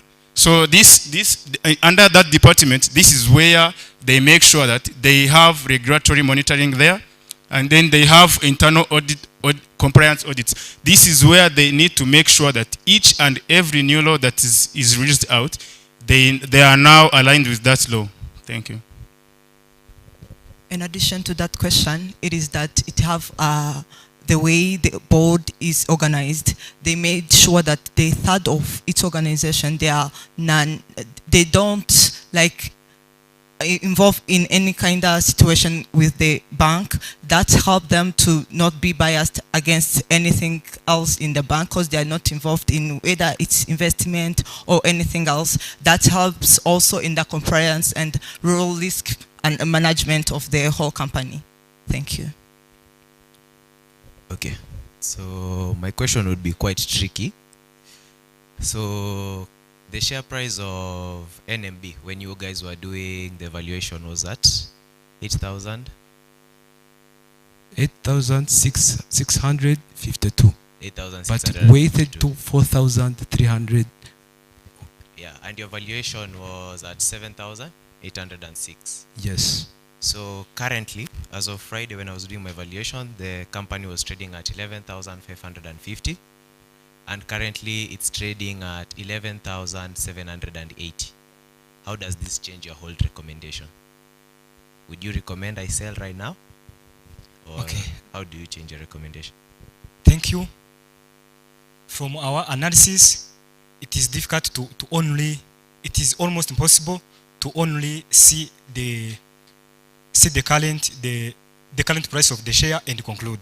So we need also to do analysis by considering some financial metrics like cost to income ratio, how the retained earnings are growing, how everything based on the financial data. So we can't be, it's like we can't be tricked and conclude changing the recommendation unless we do financial analysis. I like the way the people behind you are supporting you. Yes, yes. Exactly. Okay, it's valid. Okay. One from me. I'm a Rwandan investor and I want to invest now, right after this meeting. Take me through the process of getting involved with the bank. Okay, thank you. If I've heard you are asking us like what did we consider, like the process or to get this price. Okay, thank you. Okay, if I heard you well, you said as you are Rwandan now and you want to invest. I'm an investor right now. I have some money. I'm interested in getting involved with a bank. How do I do that? Where do I go from here? First of all, we recommend a hold recommendation. So, still keep holding. But as an investor, remember, the higher the risk, the more the return. So, as we have accessed the risks that we have, so I only have the money. You only have the money. Yes, for now I'm here. I have the money. I want to get involved. How do I do that? Thank you so much. As of a recommendation, first of all, you have your money. We appreciate it. But the issue is that we can't say that go and buy because we are recommending you to wait a bit. Wait a bit until it is balanced, and then we say to you either buy or don't. But actually right now we are telling you that wait a little bit. That's an interesting response. But he's saying what is the process? If I have money today and I want to go to invest in the same bank, So what would be my basis? Where should I start and where should I end? So first, if you're an investor, I will presume you don't know anything about the bank, but you're considering the banks in the sectors. So first, you do a research at the bank. You see where is this bank located? How is this banking sector in this country? Because you're in Rwanda currently. So why I would advise to go in Tanzania, it's mainly because we did a research on Rwanda, but the banking sector, the profit in Tanzania is 7 times that of Rwanda. So when you do the research, you get to know that the banking sector in Tanzania is way better than that of Rwanda. So that moves you to Tanzania. Then you go to explore the options in Tanzania. We have the main competitors to be CRDB and NMB. So when you narrow them down, you see CRDB has most assets, but will have more profit. It means though it has assets, for us as me as an investor, you as an investor, you just consider how much will I get from this bank. Since it's earning more, it means we get more. And it also has ESG initiatives, the JAMI, the Jasiri, all that. It means we're creating value, the long-term value. So we can't directly assure you that necessarily if you invest in this company, you get what you want directly. So as of now, we recommend you to hold and see where it goes. Then later on, you can consider if you have to buy in that particular company. Are you satisfied? He's not satisfied, I guess.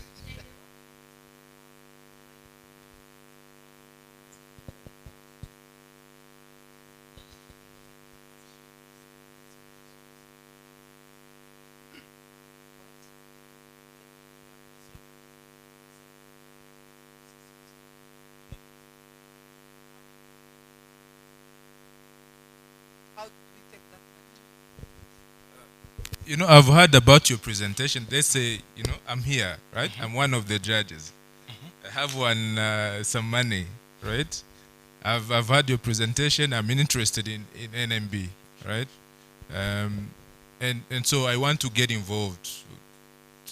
So how, guide me as an investor, right? How do I get to NMB Bank? Oh, thank you so much. Now I understand. Starting from now you have money, what you can do is that you go to the Dar Stock Market Exchange and then you acquire NMB's share is publicly listed there. Thank you so much. So to add on that, in investing related stuffs, and you are a new investor, you don't know anything about a certain company, especially NMB, and you are Rwandan. So there is the share price listed on Dar es Salaam Stock Exchange, and you need to find a broker, someone who's going to connect you, like it's going to be like the connector with you to the NMB. But remember, you have to pay a portion of money to that broker.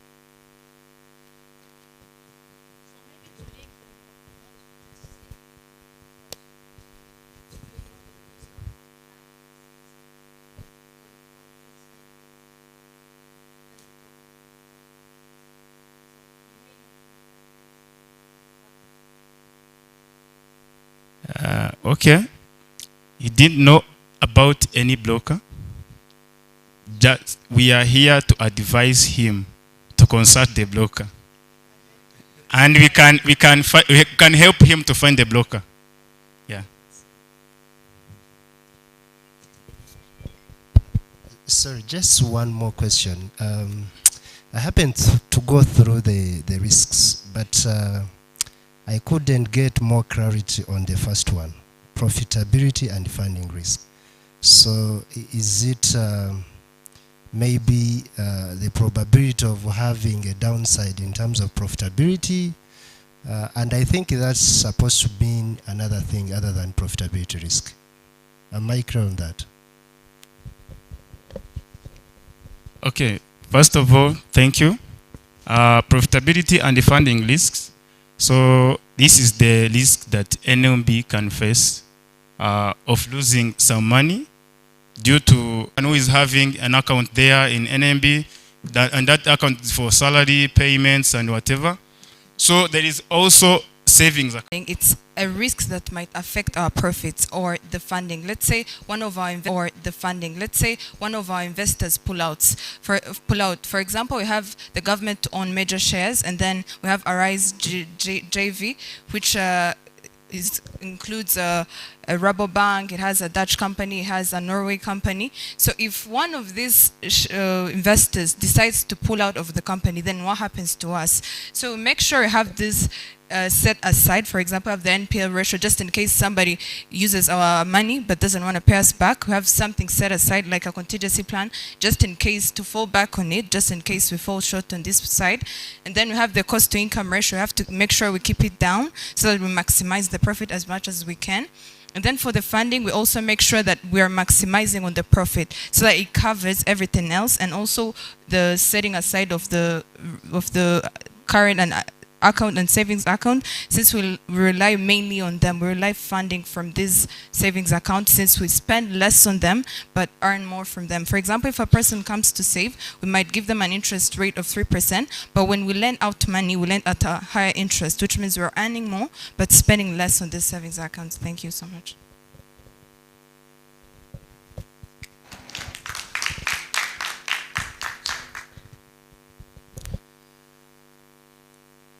Thank you, Tim G. Ladies and gentlemen, now we came at the end of all the presenters.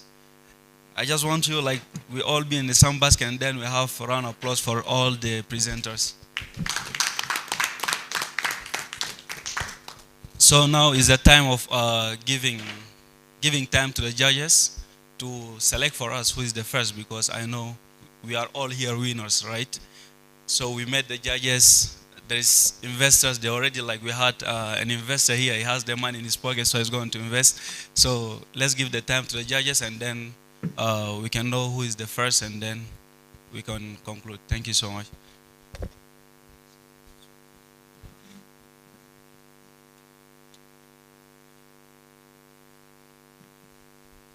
So now we are going to give the judges 10 minutes to decide, and till now you can have air, fresh air outside. Thank you so much.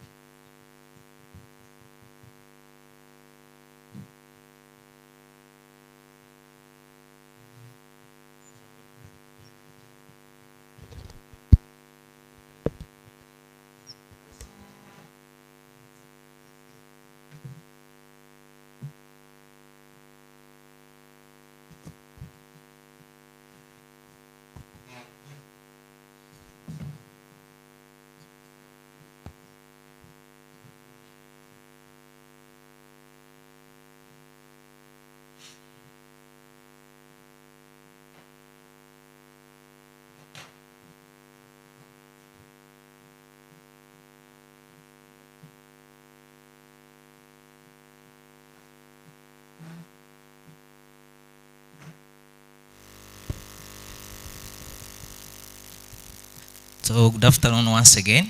And first of all, I want to congratulate all the teams who have made it to the final. Also, I want to thank the and where he is now, and just to inspire you guys to continue, right, Marius?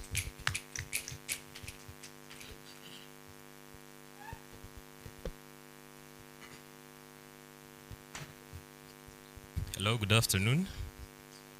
My name is Marius Kevin Ikuzgwe, and as just mentioned, I also participated in this research competition.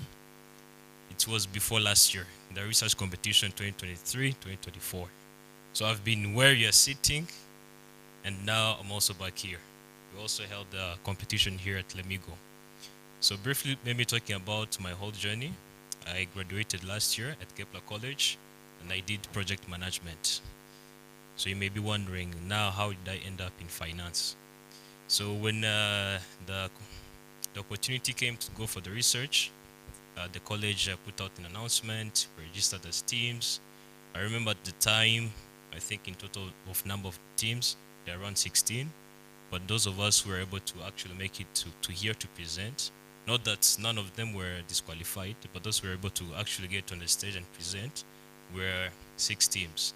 So you understand how quite hard it is, but then in itself, it's also a good, it's rewarding at the end. When you've done the report, you get here. I'm pretty sure there are so many times that probably maybe you've been asked questions, you got confused, and you're like, we did not study this. It's the first time we see this question. I mean, yeah, it's normal. We learn as we grow. But then one thing I wanted to notice that some of these skills, they're very key. Well, let's assume a year from now or 10 years from now, you're a successful person, you're getting a high income. Then you may be wondering yourself, after earning a high income, where do you put that money now? So now these are where these skills are being applied. You look at the bank, you are valuing it, or you're looking at the company that you want to invest in. Let's say maybe you're an entrepreneur and you want to invest in a certain sector. So using these certain skills, you can be able to actually do some valuation and look up to where you can actually head on. So talking maybe briefly, I participated in the research competition 2023, 2024, and then I also continued with the CFA. I passed last year, I did in August, CFA level 1, and I'm also looking forward to continue with CFA level 2. So passing through this and then continuing with learning, I've seen that the competition is really eye-opening in terms of understanding how does the country operate, how does the economy operate. So it was a really good exercise, especially also with the people that I met along the journey. So all in all, I mean, they're about first team, but all you guys here who've actually made it on this day, you've put in real hard work, and I wish that you continue through that hard work throughout your entire life. Thank you very much.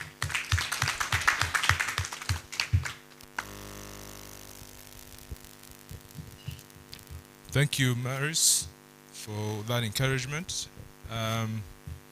So on behalf of the judges and on behalf of the society, we want to thank you for making the time, for competing. It was a tough one. Like any other competition, there's always a winner, right? But the judges, we were just talking earlier, we're very proud of the teams that we've engaged with this year. There's a lot of improvement for some of us who have done this before. If you compare the performance of today and the previous performances, this was definitely one of the best performances that we've had this year. So congratulations to all of you, and we hope that you're not discouraged by not going through the next stages, and you continue, and we hope it inspires you to, to register for CFA like Marius did, even continue doing more of the financial studies, right? So now we have we've evaluated the last 4 teams, B, C, E, G, and I want to announce the winners from the last. So the judges have decided that C is number 4. So congratulations to Team C.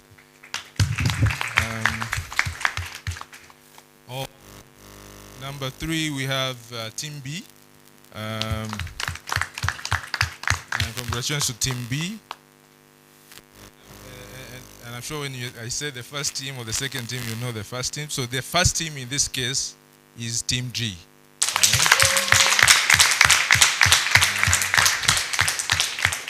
And obviously, Team E becomes second, right? So congratulations to the entire team and all of you for coming.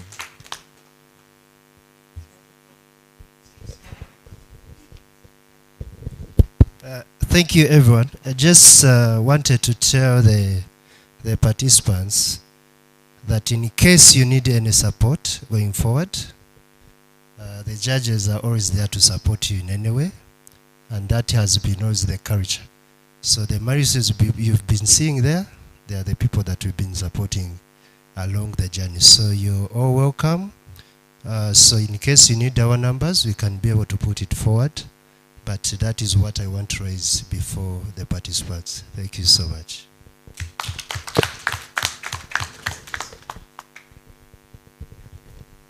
Okay, thanks a lot. I think we should give 1 minute to each and every judge. I am sure they do have kind remarks, they do have some advice and whatever. So I will welcome the next judge to come and provide us some few remarks.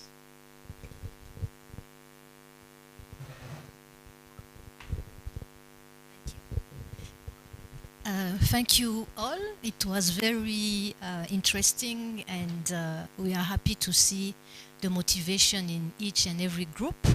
So we learned from you. Don't think that it's only you who are learning. Just reflection, it's mostly on how you are going now to put it in your practical life. It's not just a matter of collecting data, analyzing data, but you've seen where some of you were a little bit hesitating when some of the judges were asking specific questions. So always take the habit when you go through data and analysis, not just reading and making sure that 1 + 1 is equal 1, but how do you relate to your daily life? So what we are expecting on the professional side now is not only having the best mark or being the winner, but from where you are standing. If I come to banks, because it was the analysis you were required to do today, but tomorrow if you go to manufacturing, it's not just copying the overall financial analysis, but what is the differentiation within each structure, each type of businesses? Because the world is changing quite fast. You are doing projection in the next 5 years or 10 years, but within 1 year, everything can change. So how do you adapt? Don't just wait for the crisis. How do you anticipate? That's my comment for today. So keep driving, keep learning. The best is yet to come.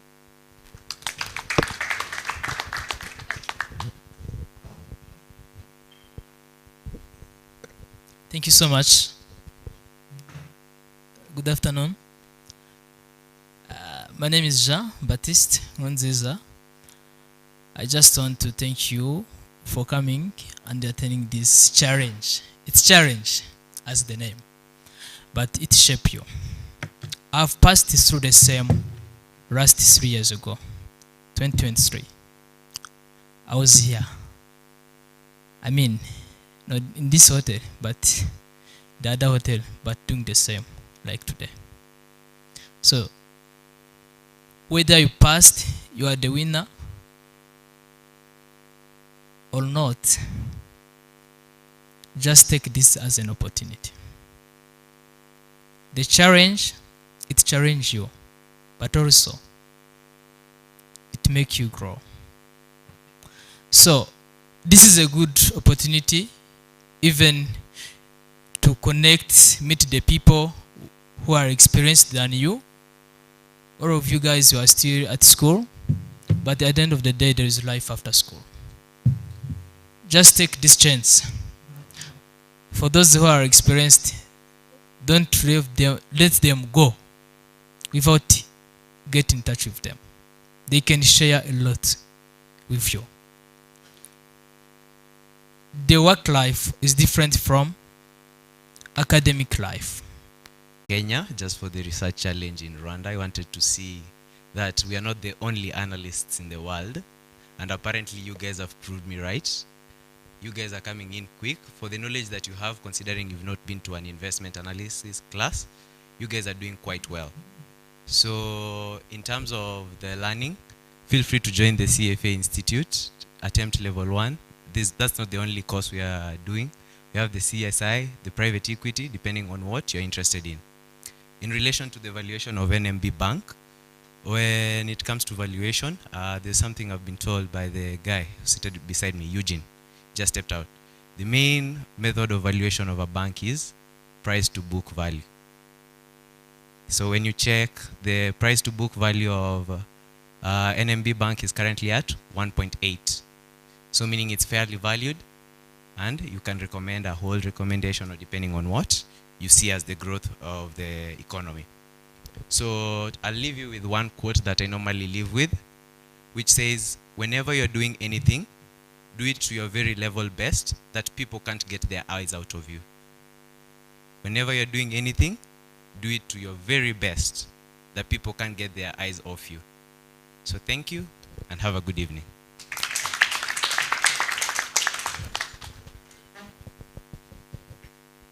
Okay, thank you so much. Thanks, everyone.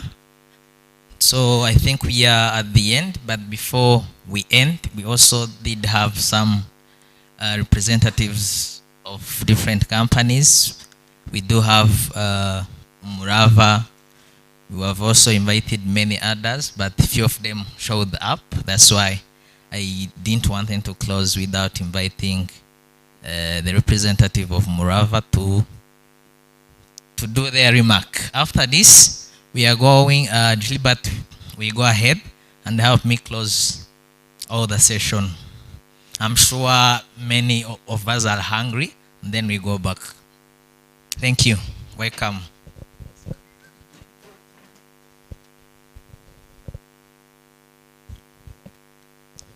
Thank you very much. Good afternoon, everyone. My name is Manzi Eve, and I'm the business representative at Umurava. So I think some of you might have heard of Umurava and what we are doing. We are like a talent marketplace. So what we do really is we match talent to the right companies and the right opportunities. So we have been known to get invested a lot in tech industry. So you could say that we are newbies when it comes to finance industry, and it is way much more interesting here, I might tell you that. So I thank every participant for the wonderful presentations we saw here. We got to learn a lot. And also at Umurava, we are more than committed to keep on developing talents for our country's economy, but also to contribute to job creation and employment opportunities globally. So I thank you very much, and I wish the best of luck to every participant here, and also to the partners who attended and contributed to this wonderful event. Keep it up. We are more excited to see what's next. Thank you. Thank you so much, Brava, for the partnership. I think we are coming to the close, which ends on a high note. Would like to invite the judges in front so that we can present everything that the winning team deserves. And then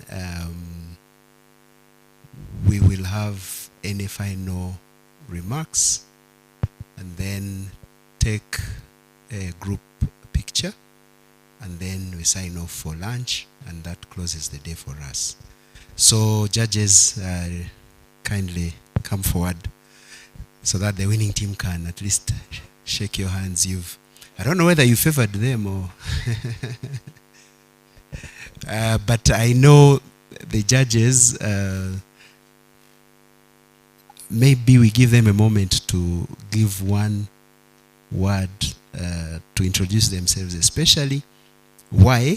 Because the room is full of budding entrepreneurs and investors and investment professionals. They'd like to know personally the mentors and the judges.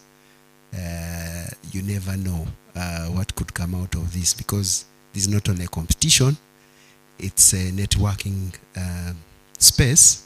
So after this, I request you students and competitors to reach out to them and see what can be taken forward. So let me request Christian, maybe just an intro and what you do, and then what you can, leave with them. Thank you. Well, I think most of part, the biggest part we've already done, but maybe we skip the introduction. My name is Christian Babazi. I'm a professional accountant with the SCCA and CPA. I'm also a candidate on the CFA. I've done level 1. I need to move to level 2. If I need to find time and do level 2. I work in a tech company called BSC. I'm the CFO. I've been there for over 4 years now, and before that,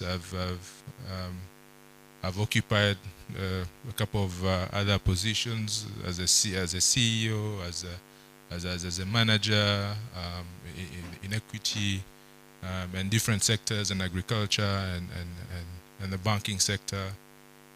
So I've been all over. So if you see me around here, feel free to reach out, and I'm happy to always interact with leaders like you. Thank you.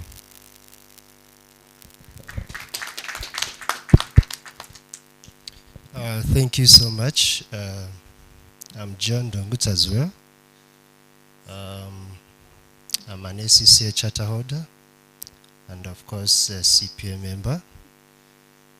For the past 10 years I've been mentoring most of students, specifically on the CFA charter and SCCA.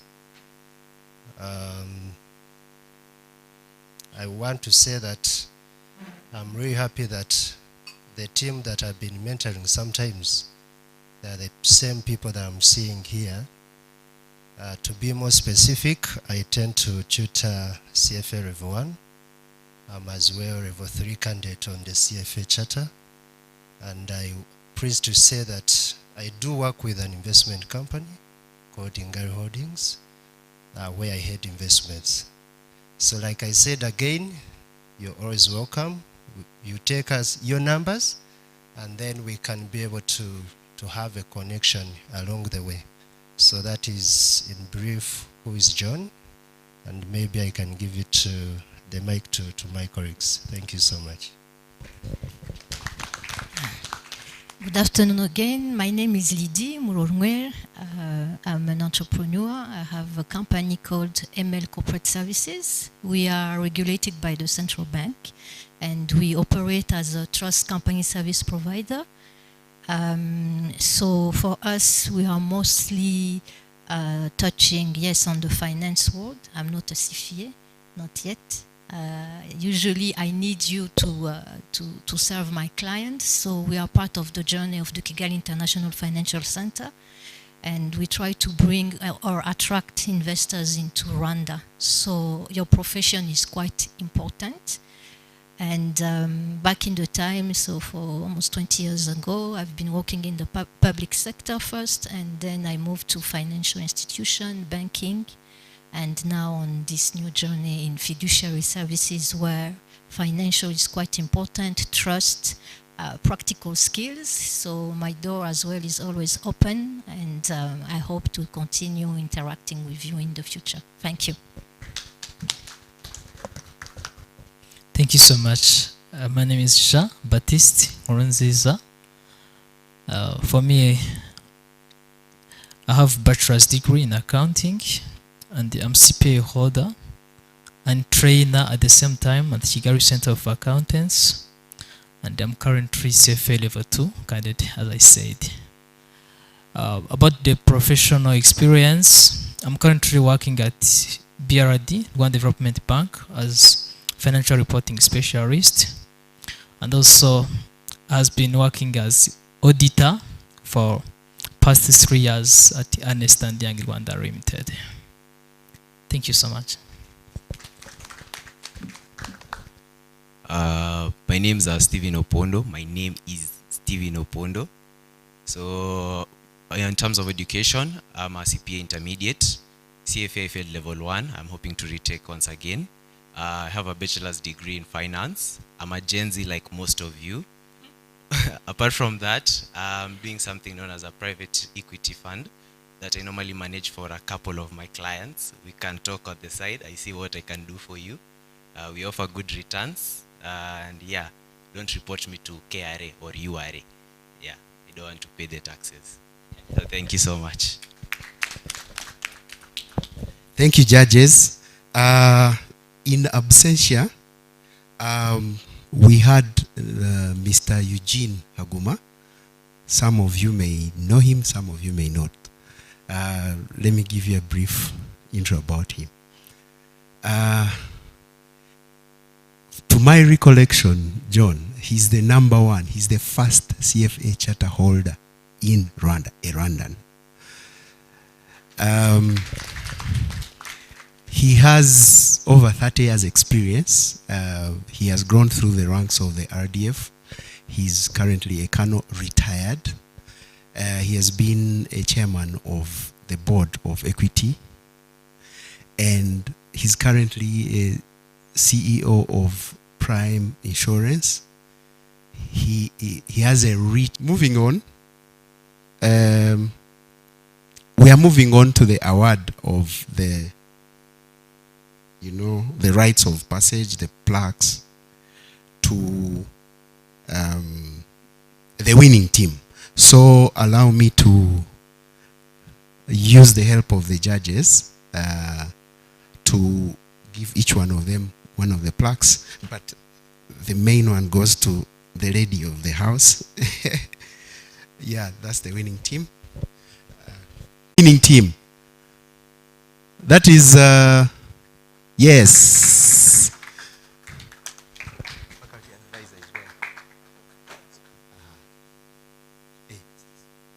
Okay, she will have to take all of them. that is for the winning team. Yeah. We are still going to take the picture finally.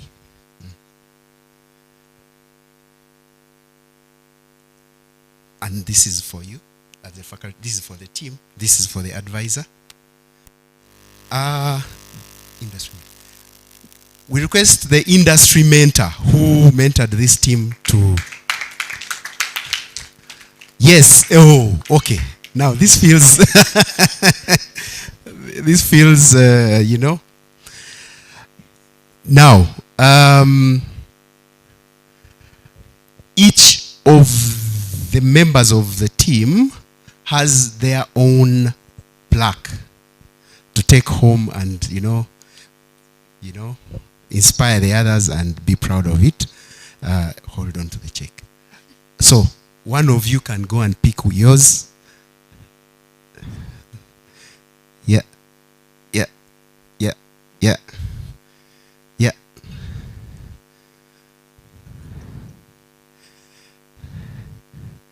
And finally, not finally, but for the winning team, we invite you to hold on to that check. $500 United States dollars to Kepler College Team C, which was Team G in the competition. Congratulations, congratulations, congratulations. Thank you. You may have your seats. And the judges, please, if you don't mind, you can take your seats.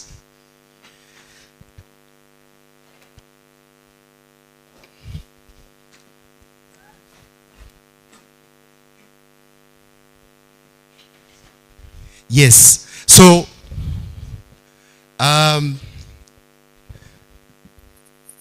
special thanks to Jean Bosco, who is a volunteer on behalf of the CFA Society East Africa. One individual planning all this, okay?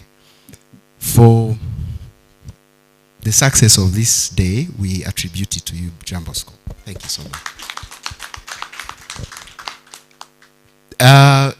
Every member of the team who participated has a certificate of appreciation and participation.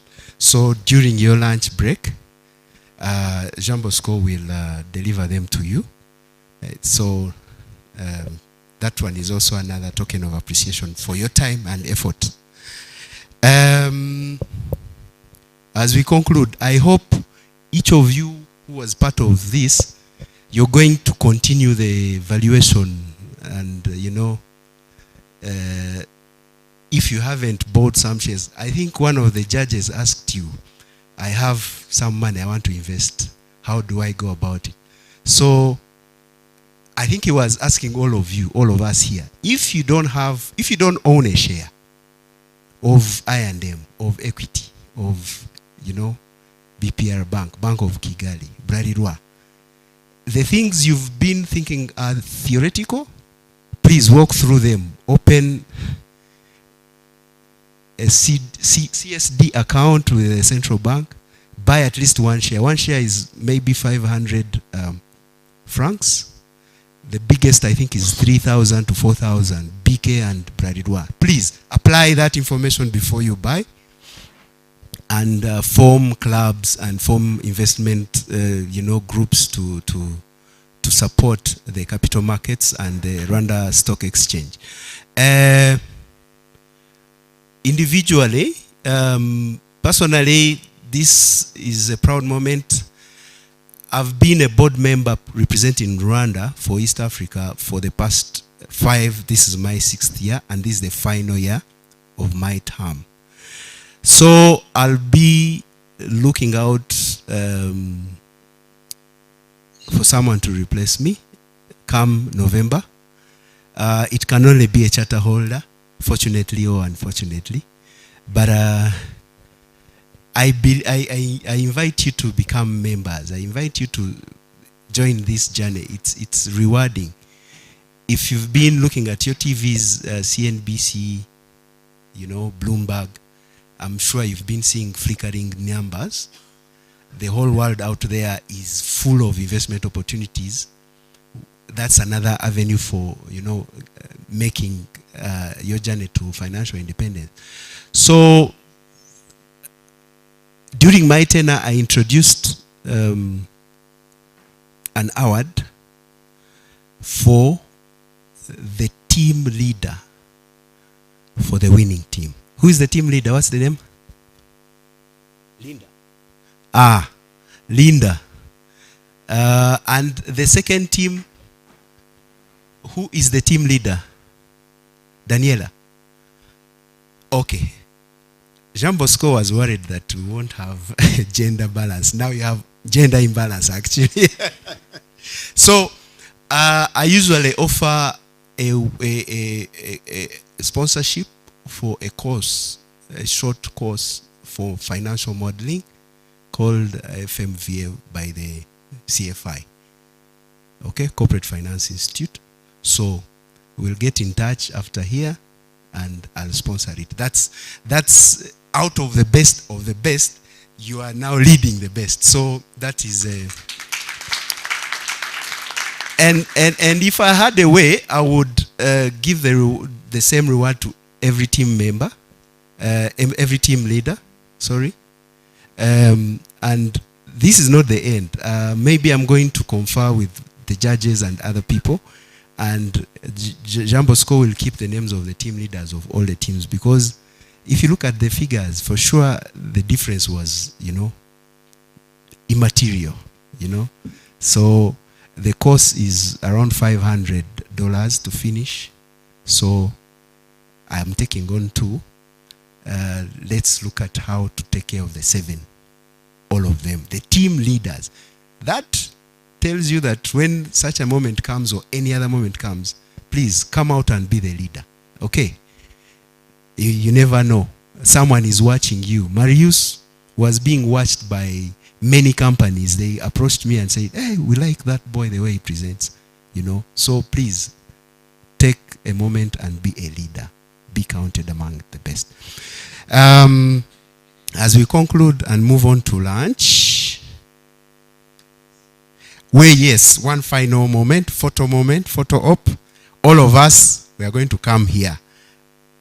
Allow me, we will inconvenience you, we'll put the seats for the judges, and all of us will be around them. Okay? This brings to a close the 2026 Research Challenge, and we'll see you next year, those who can. And for the winning team, get ready. This is just the beginning. You have Europe, Middle East, and Africa. Okay?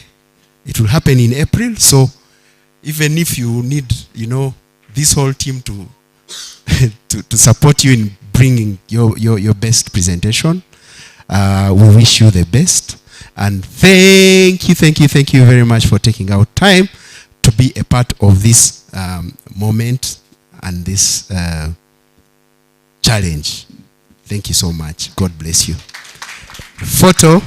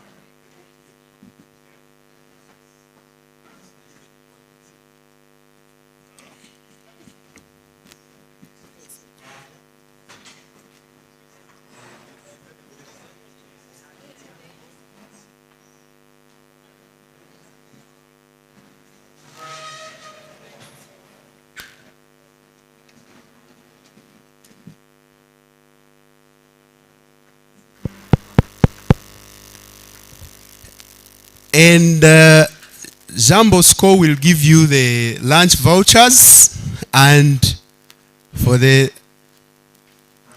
competitors, he'll give you the certificates individually during lunch. Thank you so much, everyone.